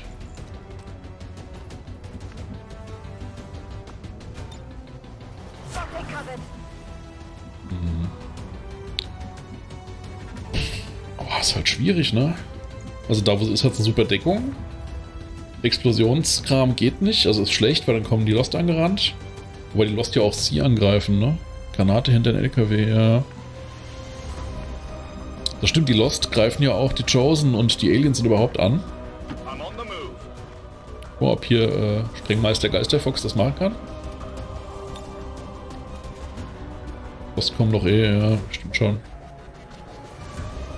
So. Guck mal hier. Müsste doch drin sein, oder?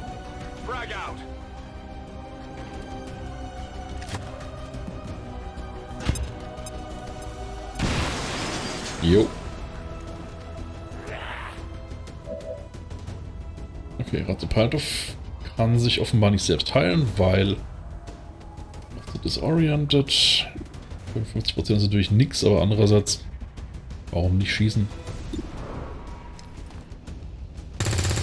Ja, guck mal hier. Schon hat er Sicht auf sie, ja. I had not expected this conflict to be so exhilarating. You surprise me, XCOM. Still, the Elder's will is that none survive this day. I cannot leave that to fortune. The sonic dispersal waves emitting from that pod are crisscrossing a massive area. Okay, jetzt kommt. Okay, das wusste ich nicht mehr, dass die Lost sowieso kommen. Dann ist ja richtig und dann ist Ding entfernen natürlich schlau. An accurate assessment. The entire lost biomass seems to be converging. Todeslost sein Urgroßvater. Then let's get you all the hell out of there. Firebrand's en route to the evac coordinates now. Get moving. Wir müssen hier heranfliegen, wir sind damit. Mann, Mann, Mann. Okay, Leute, dann geht's mal jetzt los mit Extraction. Ah, guck mal, hier haben wir schon jemanden. Here we go.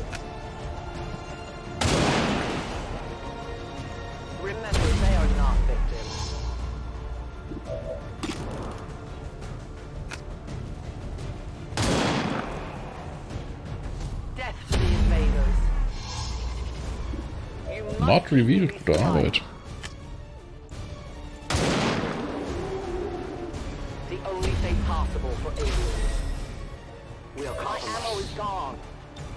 I'm reloading.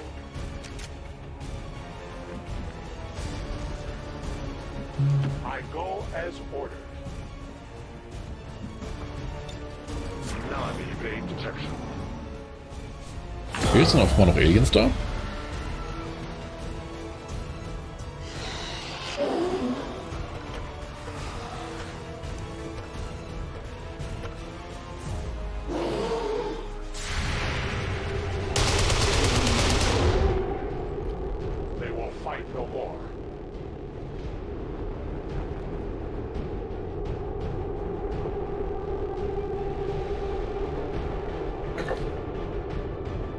Hängt ein bisschen wieder. Ah, jetzt. These creatures' movement patterns reveals an almost coordinated attack strategy. Perhaps they are not the mindless automatons they initially appeared to be. An intriguing, if not horrific, possibility. We're clean to go. Part ist immer noch ein bisschen desorientiert. Aber bestimmt gleich besser.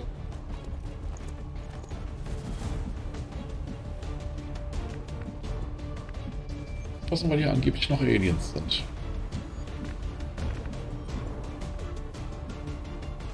I go where I am needed.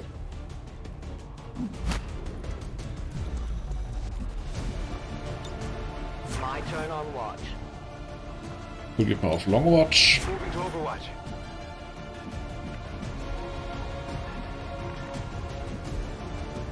Double time.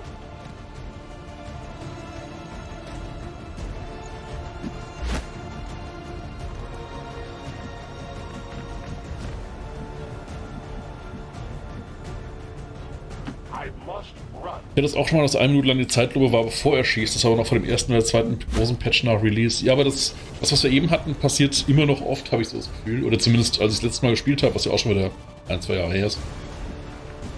Und scheinbar immer noch. Understood. Moving out.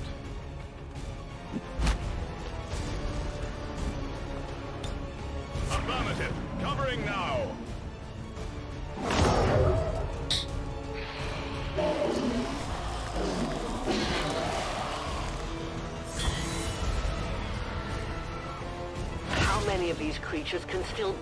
No longer disoriented. Dann halte ich mal, mein Freund.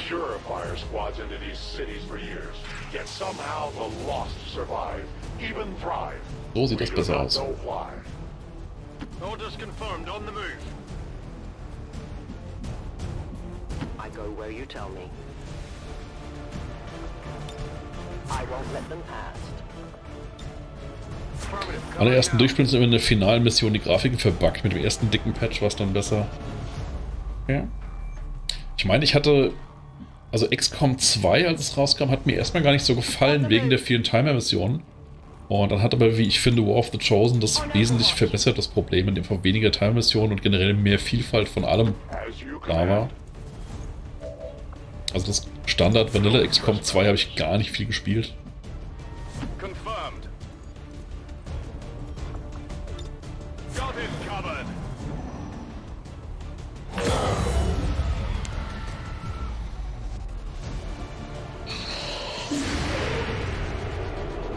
Pink Rifle.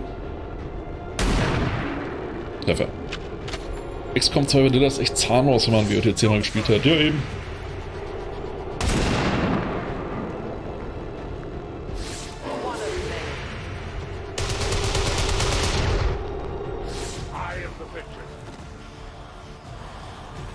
I did not exist when this city stood whole. Still, I feel revulsion at what happened to this place, to these people. I believe you. So schnell verstehen sie sich dann doch. Confirmed.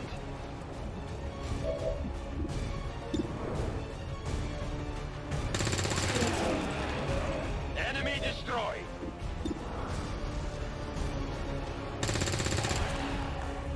Enemy down.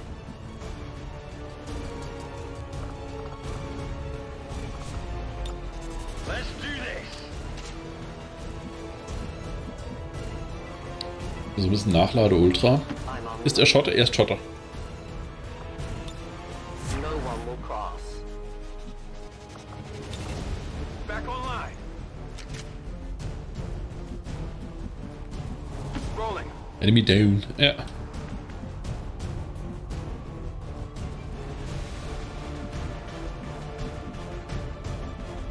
Move into designated position.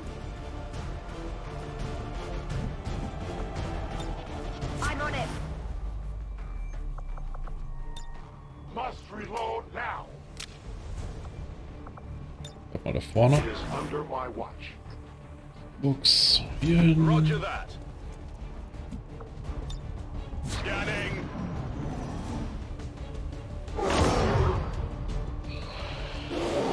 Hausmeister Willy.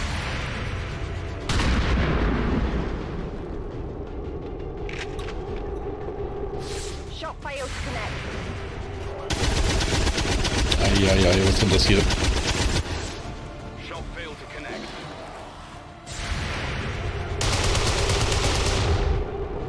I did nothing. There will come a day when my people take back this place for our own. If they are all like you, Jetzt aber. Ja. that is a likely possibility. Boah, heirate doch endlich, ey. Sucht euch ein Zimmer. No longer a threat. On Overwatch.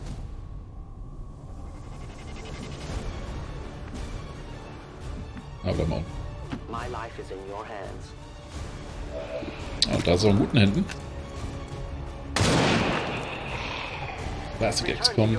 Ja. 94%. Ah, muss man nicht treffen. Oh, ist dein Gott, jetzt. Ah, wir leben mal riskant. Gehen davon aus, dass jetzt hier nicht groß Aliens noch rumballern. Aber das hätten wir schon gemerkt. As you order. Watch order confirmed. Moving to designated position.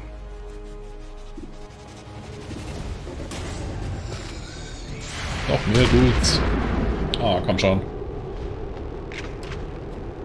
Shot wide.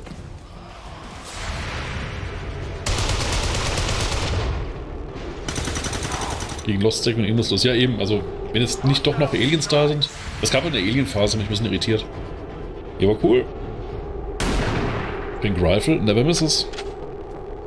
Immer noch 100%.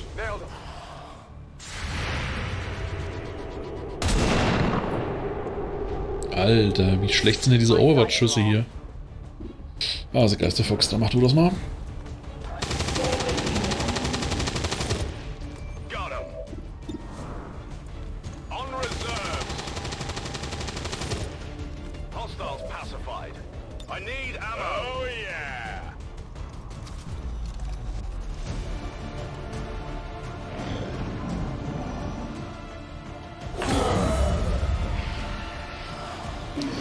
Jetzt kann es ein bisschen garstig werden. Einer könnte... Nee, schlagen nicht zu. Okay. Doch, da, aua. Naja, eher so angestupst. Daneben, daneben.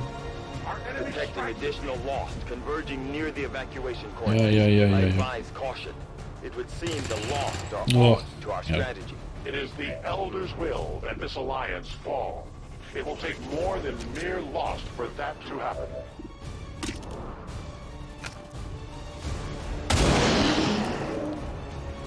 For the Reapers!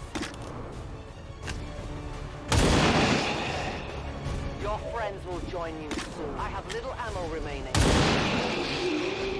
Volk says hello. My ammo has run dry. Free up and reload.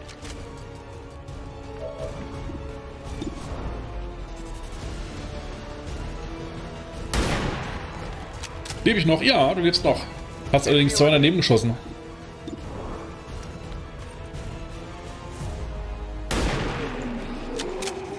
Ebercool hingegen immer noch 100% Trefferquote mit seinem pinken Gewehr.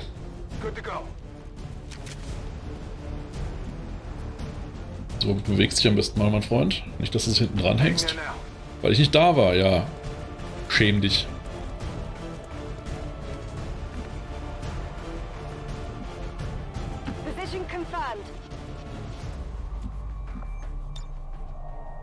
Ja, lad vielleicht mal lieber nach.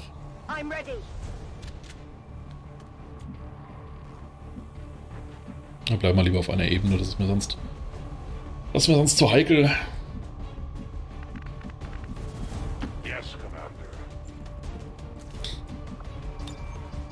Hier, hol jetzt mal nach. Ist hier gerade oben Karton.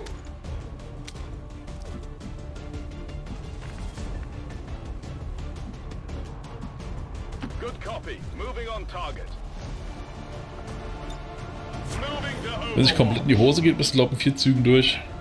Ja, das wäre ganz wünschenswert.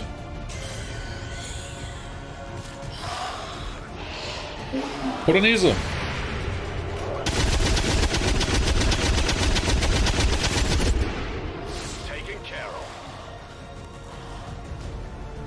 Firebrand's in position, but the evac zone's even hotter than we thought. Running out of time here, people. Tell her to hold as long as she can. We will be there. Let's rock.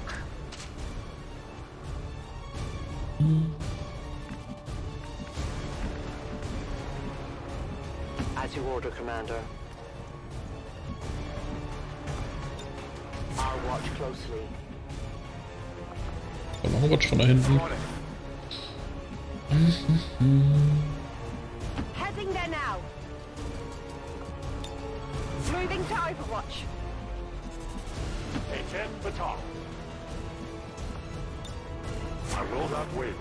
So, mal schauen.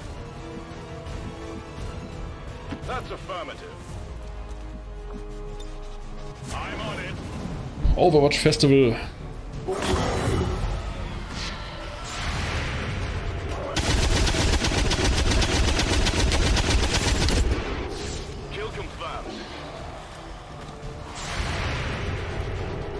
Pink Rifle. Oh, der erste Fehlschuss von Ebercool. Oh nein. Damit nicht klar, bin ich gar nicht gewohnt. Und wieder ein Fehlschuss von der Dings. Kerbe. Dafür trifft die Rinde diesmal. Weil sie wieder da ist. Neu laden, ja. Nee, ich habe ja Ironman Mode. Das können wir nicht. Pop, pop.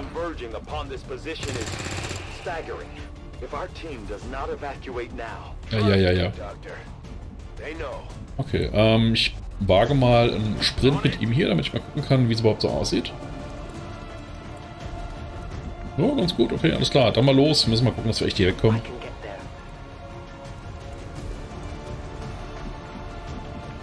Auch du, Ebercool.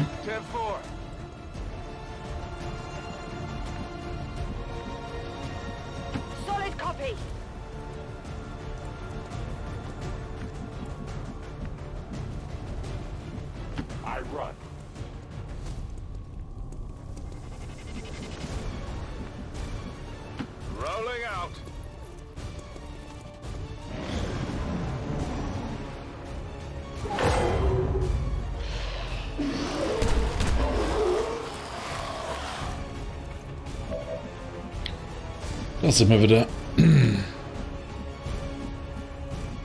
wir irgendwo hier eine bessere... Geh mal hier hin.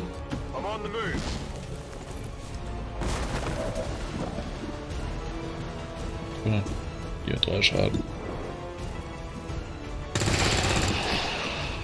Hostiles pacified.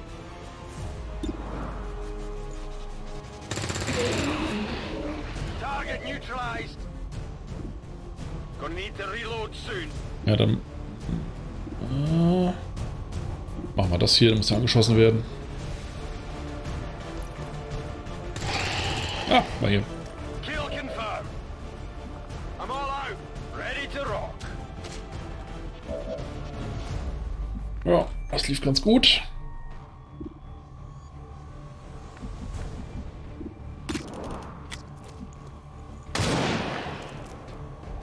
Tell your gods I'm coming. I'll need more ammo soon. Position hier. I see everything. Auf geht's, Evo-Cool, nicht trödeln. Good to go.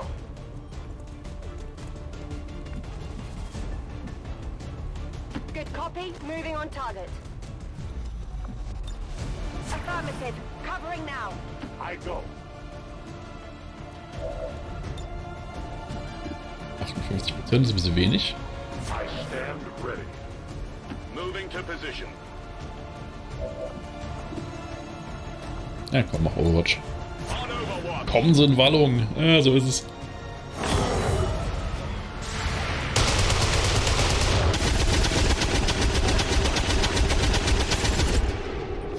Target neutralized. Affirmative, moving out. Moving to Overwatch. Arme und Beine bilden eine rotierende Scheibe. So, wir haben's. War so eine lange Mission, aber ist halt eine Story-Mission an der Stelle, die dauert halt ein bisschen länger. The entire swarm converges upon us. We cannot hold this position much longer. Outrider to Avenger, where the hell's our exit? This is as low as I can get her. No! I do not intend to die this day. I will follow.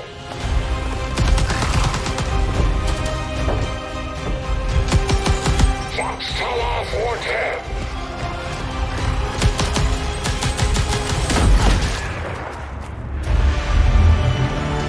Ja, das war eben, verdammt. Time to return home, traitor. Doch.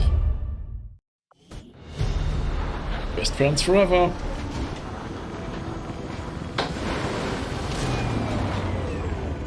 It was no easy task, but we managed to get the Reapers and the Skirmishers to cooperate for once. That in itself is an accomplishment. So, wir haben ein paar Beförderungen anstehen. We may have chosen a different means of resistance, but our people fight for the same reason, for the world we once knew. Together we will end this occupation. Du hast den Typen verloren, sollte das so? Ja, das ist Story. Das passiert, glaube ich, auf jeden Fall. Du kannst ihn dann befreien. They can often learn multiple new abilities with each promotion. They will adapt to follow your choices, Commander. Ich finde ja das wäre ganz sexy. So, übrigens, wer hat irgendwie wie viele Kills gemacht in dieser Mission? Der feine Evo-Cool, einmal hier, Razopaltov hat 19 Kills gemacht. Evo-Cool 16. Ist der Fuchs auch 16, Jorinde 9 und hier die Dragunova 11. Müssen wir noch umbenennen dann. So, ich bin auf jeden Fall Team Blade Master.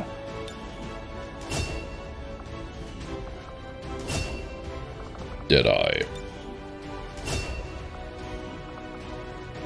Squadzeit ist auch ganz witzig, den kannst du aus der hintersten Ecke der Map snipen. Ja, auf jeden Fall, das ist natürlich auch cool, keine Frage. Das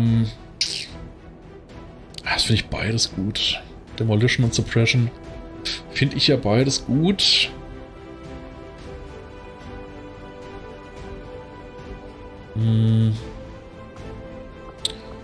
Hier Deckung wegmachen. Das ist alles nehmen. Ja, bei den Reapern geht das ja. So, du auf jeden Fall Revival Protocol, das ist mal klar. Der Ballon ist halt gut für Flurschaden. Ja, natürlich. Also, wie gesagt, das ist eine schwere Entscheidung. Können wir die schon bonden hier? Nee.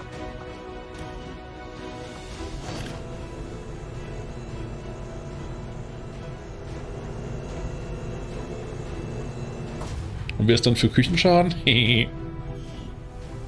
86 Intel und ein Scientist.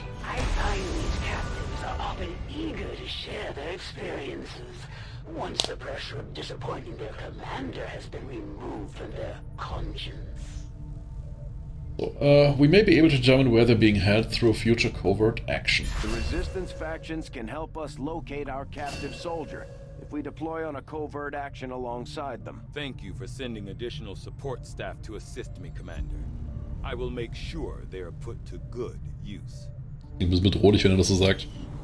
So, wir haben eine neue Soldatin, die wir umbenennen können.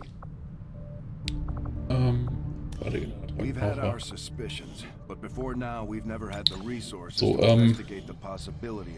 könnte jetzt ein guter Gastgeber sein und sie Easy-Modus nennen. Ich benenne ja Leute nach Publikum quasi. Wenn das okay ist für dich, falls du sagst, nee, kein weiblicher Charakter oder kein Reaper oder sowas, dann wäre das natürlich auch okay, dann machen wir was anderes.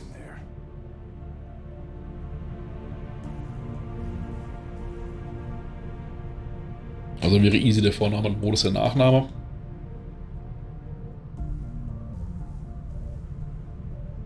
Sie ist eine coole Socke. Lass mal, außer mit dem Kerl keine Lady. Okay, gut. Dann machen wir das nicht. Dann schauen wir mal, wen haben wir noch hier? Die Zariva hätten wir noch so im Angebot. Reinschauen. Zariva. Ja, Zar ist ja auch. Ich meine, sie scheint ja eine Russin zu sein. Ist Zar ja eigentlich.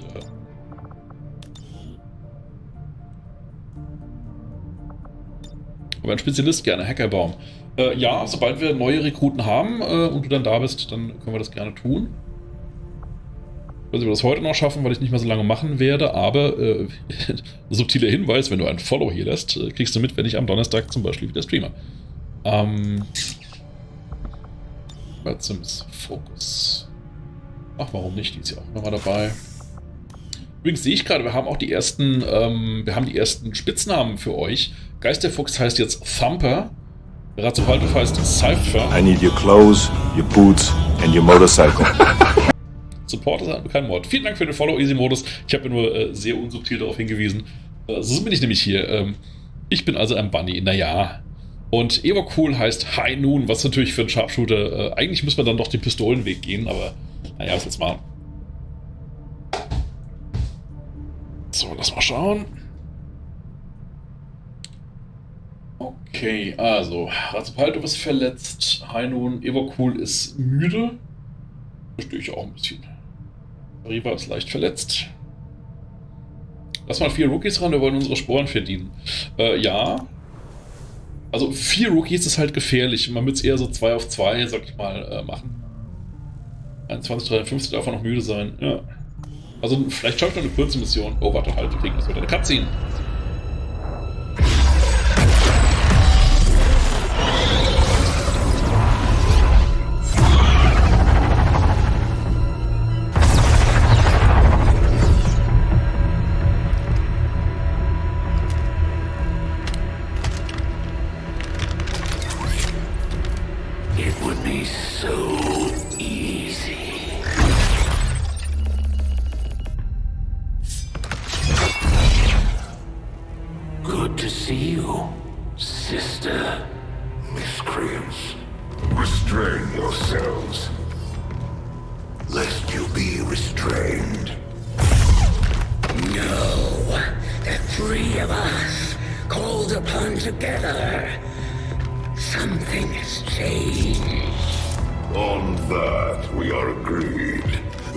Hier sind wir dann Thanos. Our masters have need of us once more.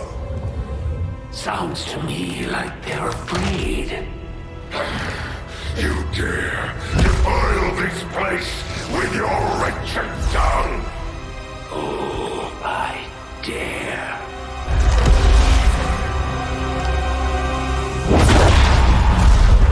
Our children. Das streiten sich halt immer. Naja. Of all our creations, you are truly blessed. Your charge was a simple one. The subjugation of those who would see our grand design falter. We have been pleased. Hashtag blessed. Until now. Our greatest asset has been lost. Stolen from us, while our strongest did nothing. We are disappointed. Thought you were the strongest. Arrogance, defiance. You have fought among the humans for too long. You've been corrupted. You can be reclaimed. Yet perhaps you may also be redeemed. Perhaps you all may be redeemed. A greater battle lies ahead. Our time on this world draws to a close. Yet we need not abandon it completely at our departure. For one among you is surely ready to claim this world as their own. One among you is worthy. Return what was lost to us. All that knows our will, to the one that succeeds our everlasting favor, to the others. You are the chosen, do not fail us. Now go.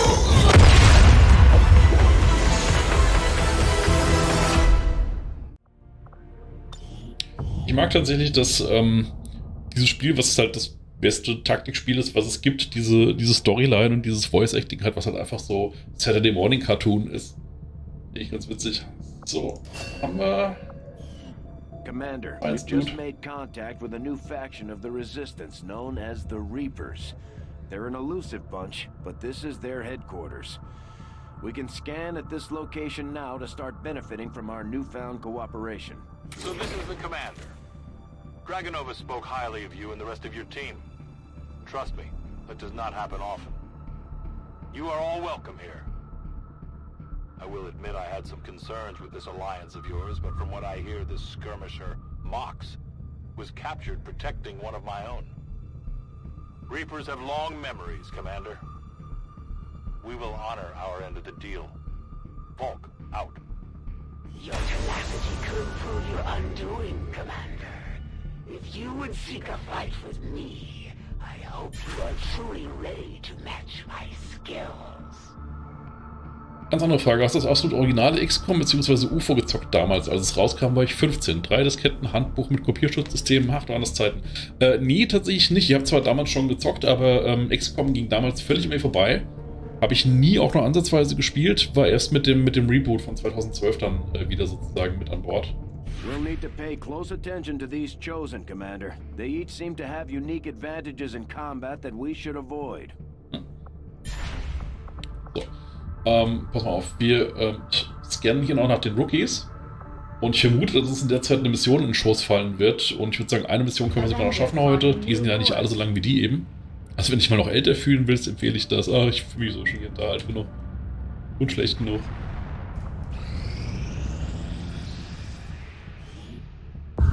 Original war sehr cool, aber Terror from the Deep war der Hammer. So much of my own research based upon this simple design.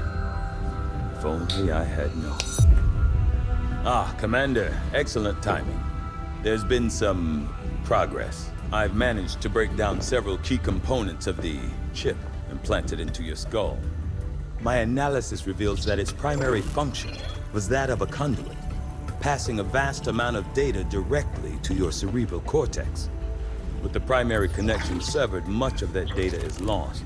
Several fragments do remain, however. Ghosts, if you will. Ah, das wollte ich gar nicht. Sorry.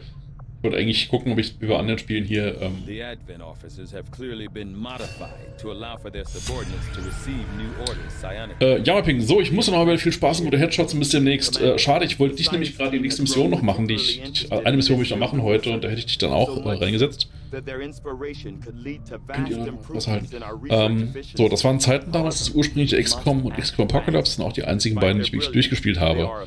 Terraform war zu hart für mich, ultra schwer, selbst im leichten Modus schwer schaffbar. Gleiche Engine über Story weitergeführt und Horror-Elemente Lovecraft und so weiter. Das ist natürlich nicht verkehrt. Oh, inspired for magnetic weapons. Ja, dann. I had assumed you'd make that research a priority, Commander. I'll notify you as soon as the report is available. Gerne noch weiter. In Debris cleared. Oh, da bauen wir mal was. Resistance Ring finde ich gut. Power haben wir eigentlich noch genug.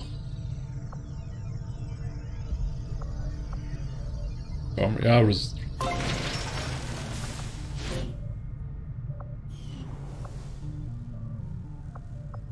Weiter geht's. Bond available, aber cool. Commander, having these two soldiers continue to work together has paid off. They know each other well enough at this point that we can have them train as a pair for additional tactical capabilities. Bond level 1 reached. Resistance psychos, do you crave the excitement of battle? Are you eager to get back at the aliens for all the horrible things they've done to our planet? Well, have I got news for you. All you have to do is visit your local city center and shoot your nearest Advent Peacekeeper in the face. Do your part today. Also Evercall hat sobald auf Bonden und saufen jetzt hier zusammen ein und die werden auf jeden Fall oft auf Missionen gehen. With a mug like that, you might get Advent to surrender after all. Ja. Ist auf jeden Fall sinnvoller als vorhin, als wir die beiden Grenadiere miteinander gebondet haben. Das war nicht so schlau. Aber was willst du machen? Oh, ja.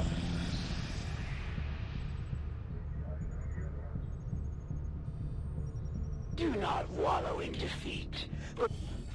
Nothing on the local comms. Advent's been quiet lately. Guessing we have you to thank for that. Our pleasure, Den Mother. Enjoy it while it lasts. We plan to. Our water purification Massive system. signal coming from the Advent network tower. It's global. Sir, I think you want to see this. Fellow citizens, for 20 years, the Advent Coalition has worked tirelessly to repair the ravages and injustices of the old world. Under our stewardship, our cities prosper, our people flourish, and our world heals. And yet, among us, there are still those who would refuse to acknowledge the truth, who are determined to see all that we have achieved. Multiple radar contacts on approach to Haven Alpha 7. That must end. Even as I speak to you today, You've got incoming on approach. Your signal's breaking up. Outlying territories to end this scourge once and for all. They're right on top of you.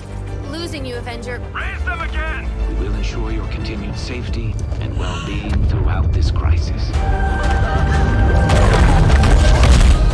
Get your people out of there! With your cooperation, we will overcome these radical elements and usher in another 20 years of peace and prosperity. They don't stand a chance.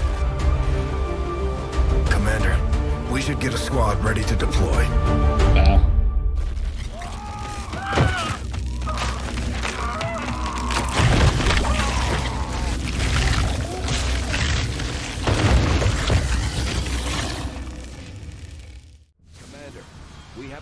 Faceless. On the Resistance Haven currently under siege by the aliens. Give the word and we'll move out. Our next operation will put us right in the middle of chosen territory, Commander. There's a good chance they'll show up to interfere, so we should plan accordingly. So. Ich würde trotzdem gerne was anderes nehmen. Ach genau, wir wollten auf jeden Fall Juniper mit reinnehmen. Die waren nicht dran heute. Also. TS Facility, wie kann ich das machen? Kann ich das jetzt noch machen? Easy-Modus kennt sich ja aus. Kann ich jetzt, wenn ich nochmal zurückgehe, verliere ich dann die Mission? Weil das könnte ich ja jetzt machen. Ich habe ja jetzt einen Sergeant, ich könnte also schnell noch einen 5er-Squad draus machen. Wenn das jetzt geht, dass ich einfach zurückgehe in die strategische Ebene. Weiß ich jetzt gerade nicht, ob das geht, ohne dass ich... Jetzt einmal zurück, wenn du nicht scannst, okay? Gucken wir mal, dass es klappt. Weil das wäre nämlich... Ja, geil, das machen wir. Das könnte jetzt echt den Unterschied zwischen Leben und Tod ausmachen, deswegen, Commander, we've got local resistance forces waiting to make contact, but we'll have to make the first move.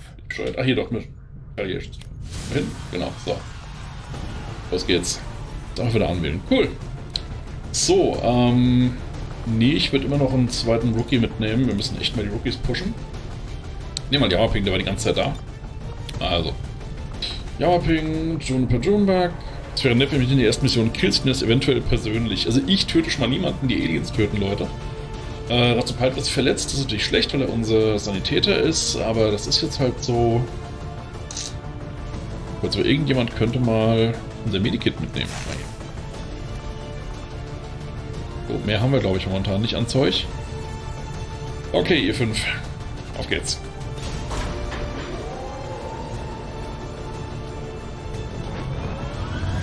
Das ist irritierend, dass Razopalt auf uns hier auch grün trägt. Eigentlich Ranger-Farbe, aber gut. Ich Razopalt auf Yamaping.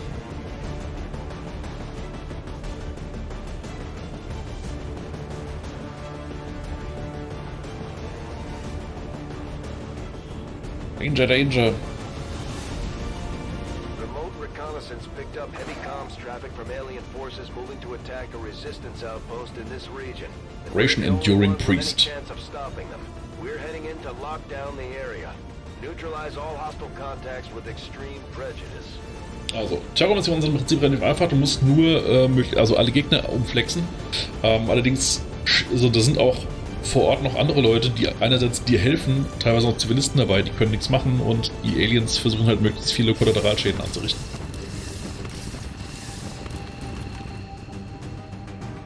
One of those chosen is leading an assault on the resistance encampment in this area. Our people are doing what they can to fight back, but we need to help protect the civilians trapped nearby. There's a group of resistance soldiers hunkered down not far from your position. Move in and help fend off the attacking alien forces. Steht es richtig, dass auf jeden Fall ein Chosen jetzt hier in der Mission aufkreuzt wird? Da habe ich überhaupt keinen Bock drauf. Rolling. On Overwatch. Not a problem. Got it covered.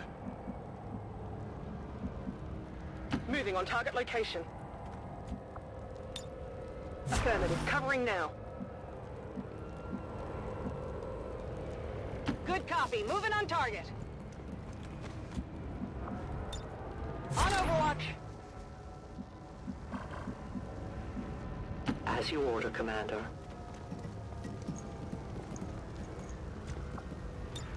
I see everything.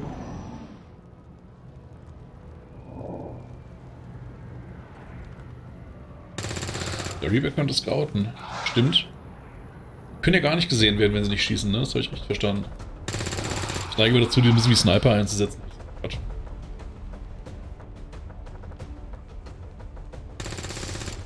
Ah, hat fast gereicht.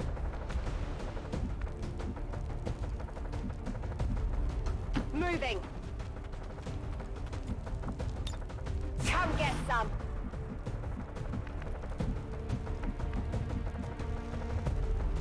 Heading out.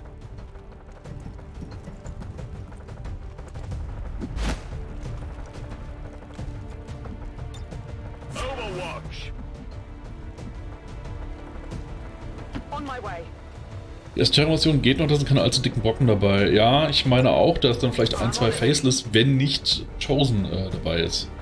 Dann, dann wird es ein Problem. Aha.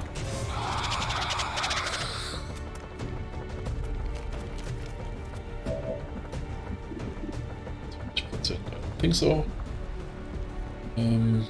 Oh, gehen wir in Overwatch oder? Gehen wir in Overwatch. 60%, das finde ich ein bisschen besser. Ich gerade mal vorher eine Opposition suchen.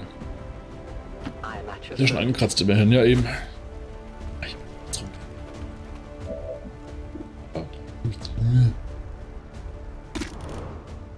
Ach, ich glaube einfach mal an mich. Tja, was hat man davon? The shadows fail us. Oh. Na gut, das war ja auch die Resistance-Person.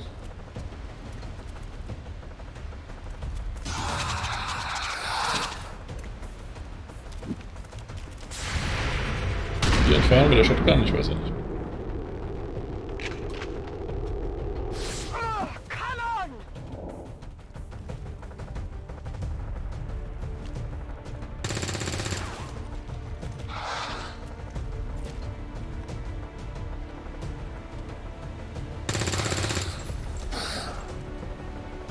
Und Oma würde jetzt sagen, der ist ja nackig. Kommt dann Oma aus Hessen, oder? So, warte mal kurz, wäre das sogar was für Nahkampf? Weil Nahkampf sind die ja sehr anfällig gegen. Jetzt. Dein Hessen. Ach ja, guck mal. Also ich sitze ja hier in Wiesbaden und bin vor kurzem von Mainz hierher gezogen.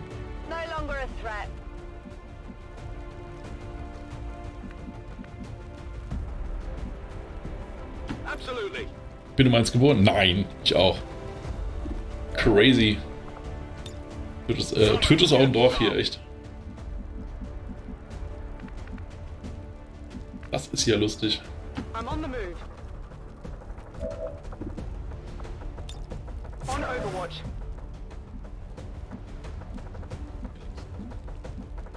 Closing on target position now.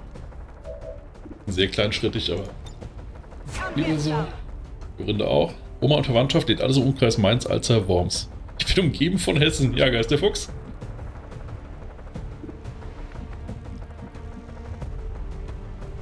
Was du hast, sind alles nette Leute.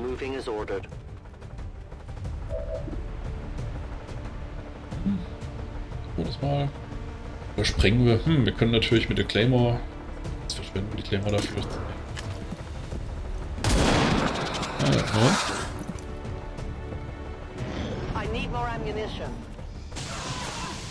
Da hat einer von den Resistance-Leuten umgeflext. Außerdem das Mainz Rheinland fand eine Bevölkerung, die Roland Koch so lange im Amt gelassen hat, tief suspekt. Da hast du natürlich recht. Da hast du natürlich recht, Geist der Fuchs.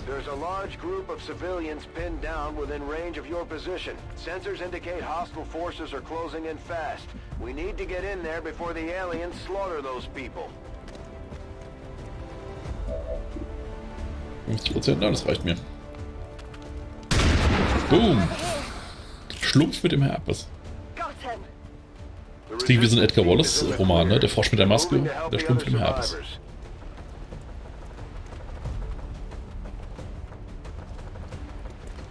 Zum Glück waren das nicht die Mainzer.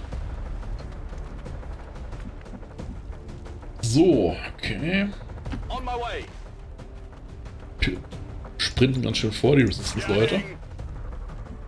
Ich mit, wobei hier mal einen Double Move machen. Double Move. Die und die dritte Edition, Terminologie. Benjamin Bembel und Bibi Blaubock, die lustige Hesse. Aber andernfalls auch nicht viel besser, ich sag nur Kurt Beck. Ja, also ja, Kurt Beck ist auch schon irgendwie so ein Problembär, aber Roland Koch so eine andere Liga, aber ich will auch nicht zu politisch werden hier.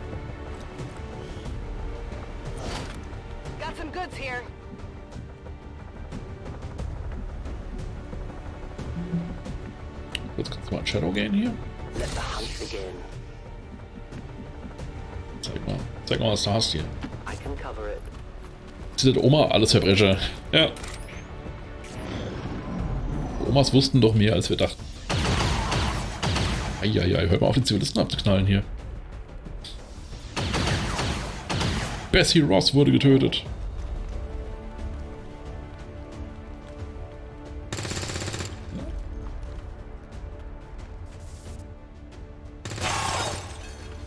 Ja, tun ihren Teil. Gut. Sauber. Einer weniger.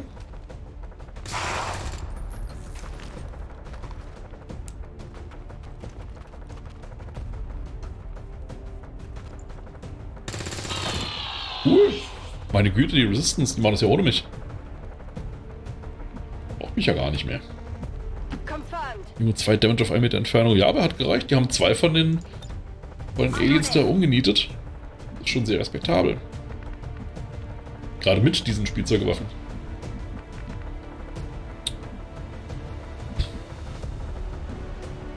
Ich habe Richtung noch was los ist dann.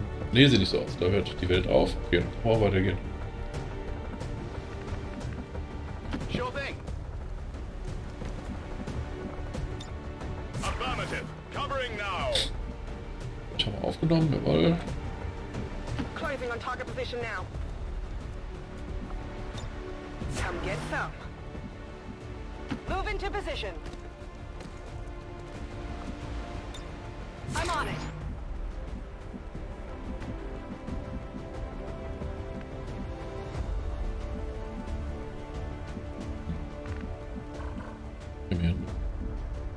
I'll be swift.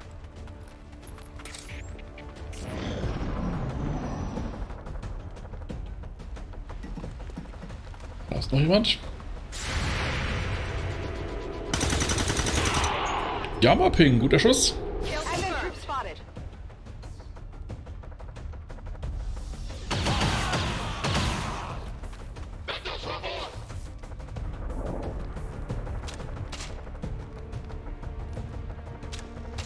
Glückstreffer. Tja. Wieder einen weggemacht. Und nochmal einen angeschossen. Jammer pinnt die Gegner down.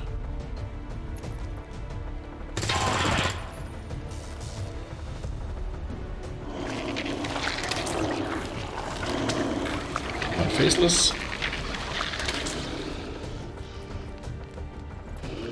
We've heard rumors about some kind of shapeshifter. Da ist I'm guessing this is it. It is a remarkable species. If only we had some means of containment. Don't even think about it.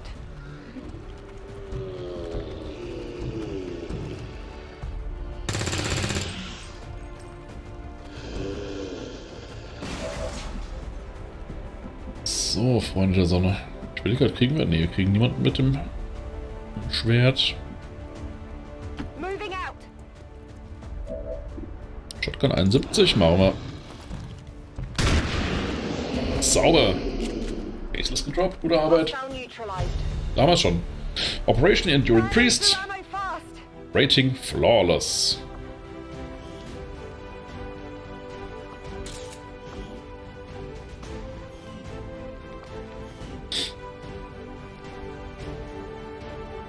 Die Runde mit dem Fotofinish. So ist es.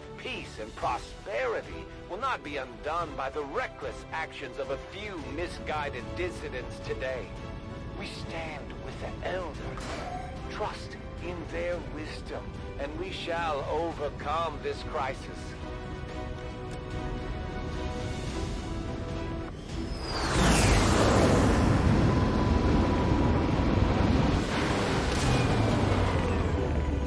As long as there's even one Reaper left standing, you can bet they're still in the fight. Finger on the trigger. So, dann gucken wir mal, was Jammerping und Junebug für Klassen werden. Also, Jammerping wird ein Sharpshooter. Jorinde ist jetzt Sergeant und heißt Mustang oder Mustang als Klassenname. Also Shadow Strike. Oder ist Shadow Step? Oh, Shadow Step ist halt für dich. Ich habe 0 Kills, habe ich mir das vorgestellt. Ja, das muss nichts heißen. Also, Shadow Step ist gut, finde ich. Ja, finde ich auch. Und du bist nämlich Ranger. Also kriegst auch ein cooles Schwert. Dann werden es auf jeden Fall mehr Kills in Zukunft, möchte ich mal sagen.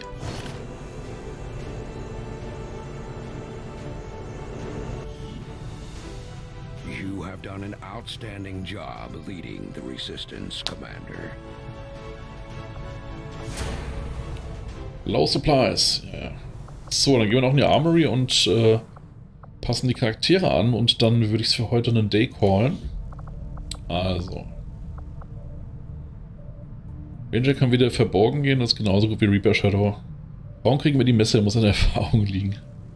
Advent's officers might be more resourceful than your average trooper, but I doubt our forces will have any trouble bringing in a test subject for Tigan to look at. Especially since he's not asking for a live one. There's not a whole lot that surprises me these days, but I'm definitely curious to see if the chip we pulled from the commander really is connected to the ones Advent's been using in their captains. Dann ist der linke da, wo Geisterfuchs Kopf gerade war. Das heißt dann, dass sie nicht getroffen haben, ne?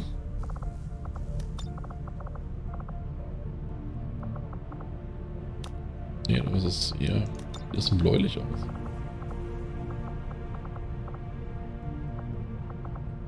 Schwarz gibt's hier nicht.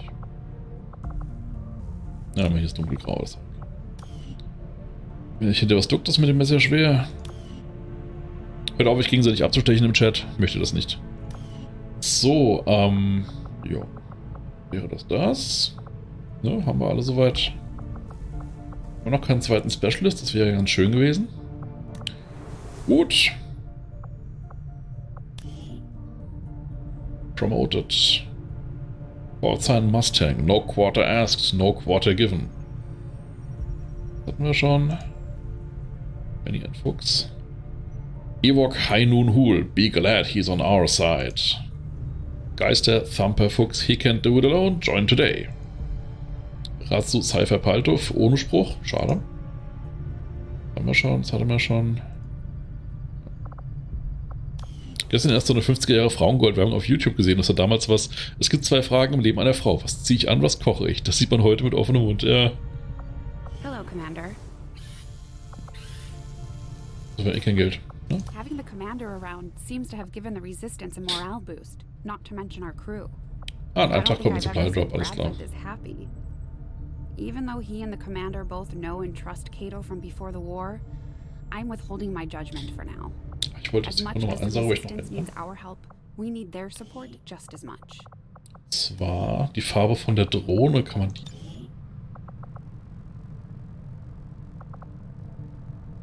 Fällt das unter Weapon Corner? Ah, okay, ja, so ein bisschen, oder? Nee, nicht mal. Okay, nee, da wohl nicht. Okay, gut. Dann würde ich an der Stelle abspeichern. Save and Exit. Kurz schauen, ob ich euch noch irgendwo reinraiden kann. Mit der Waffenfarbe. Ja, aber irgendwie hatte ich so eine Erinnerung, dass die dann wirklich komplett in der Farbe quasi. Also ich hatte es in Erinnerung, dass ich immer weiße. Keine Ahnung. Donc, ja, Böte. Und ihr scheint ja auch ein bisschen Spaß an XCOM zu haben. Das heißt, ich würde erstmal damit weitermachen, ne? Vielleicht sogar Jorinde, die ja gesagt hat, sie findet es auch langweilig. Hatte heute den Eindruck, vielleicht gar nicht so sehr. Na, es ist niemand wirklich raidbar. Sieht man im Menü schlecht wegen des Schattens unter der Drohne. Lag wohl an Ewok. Oh, ich könnte nächstes Mal schauen, ob irgendjemand gerade XCOM am Streamen ist. Und uns da einfach reindroppen, das geht natürlich auch. Aber es streamt zumindest kein deutscher Kanal gerade. Ewok, sag ich, XCOM. Na gut, dann nicht, dann gibt's halt keinen Raid. So, könnt ihr gucken, wo er bleibt. Alles klar, dann bedanke ich mich, dass ihr heute dabei wart und dass ihr fröhlich mitgekämpft habt gegen die bösen Aliens. Ich danke Odras für die Spende, ich danke Easy-Modus für den Follow und die vielen Tipps. Und freue mich, wenn ich euch alle wieder sehe am Donnerstag um 19:30 Uhr. Da geht's weiter mit XCOM auf diesem Kanal. Und bis dahin wünsche ich euch eine gute weitere Woche. Seid exzellent zueinander, passt auf euch auf und ja. Bis zum nächsten Mal. Macht's gut. Commander.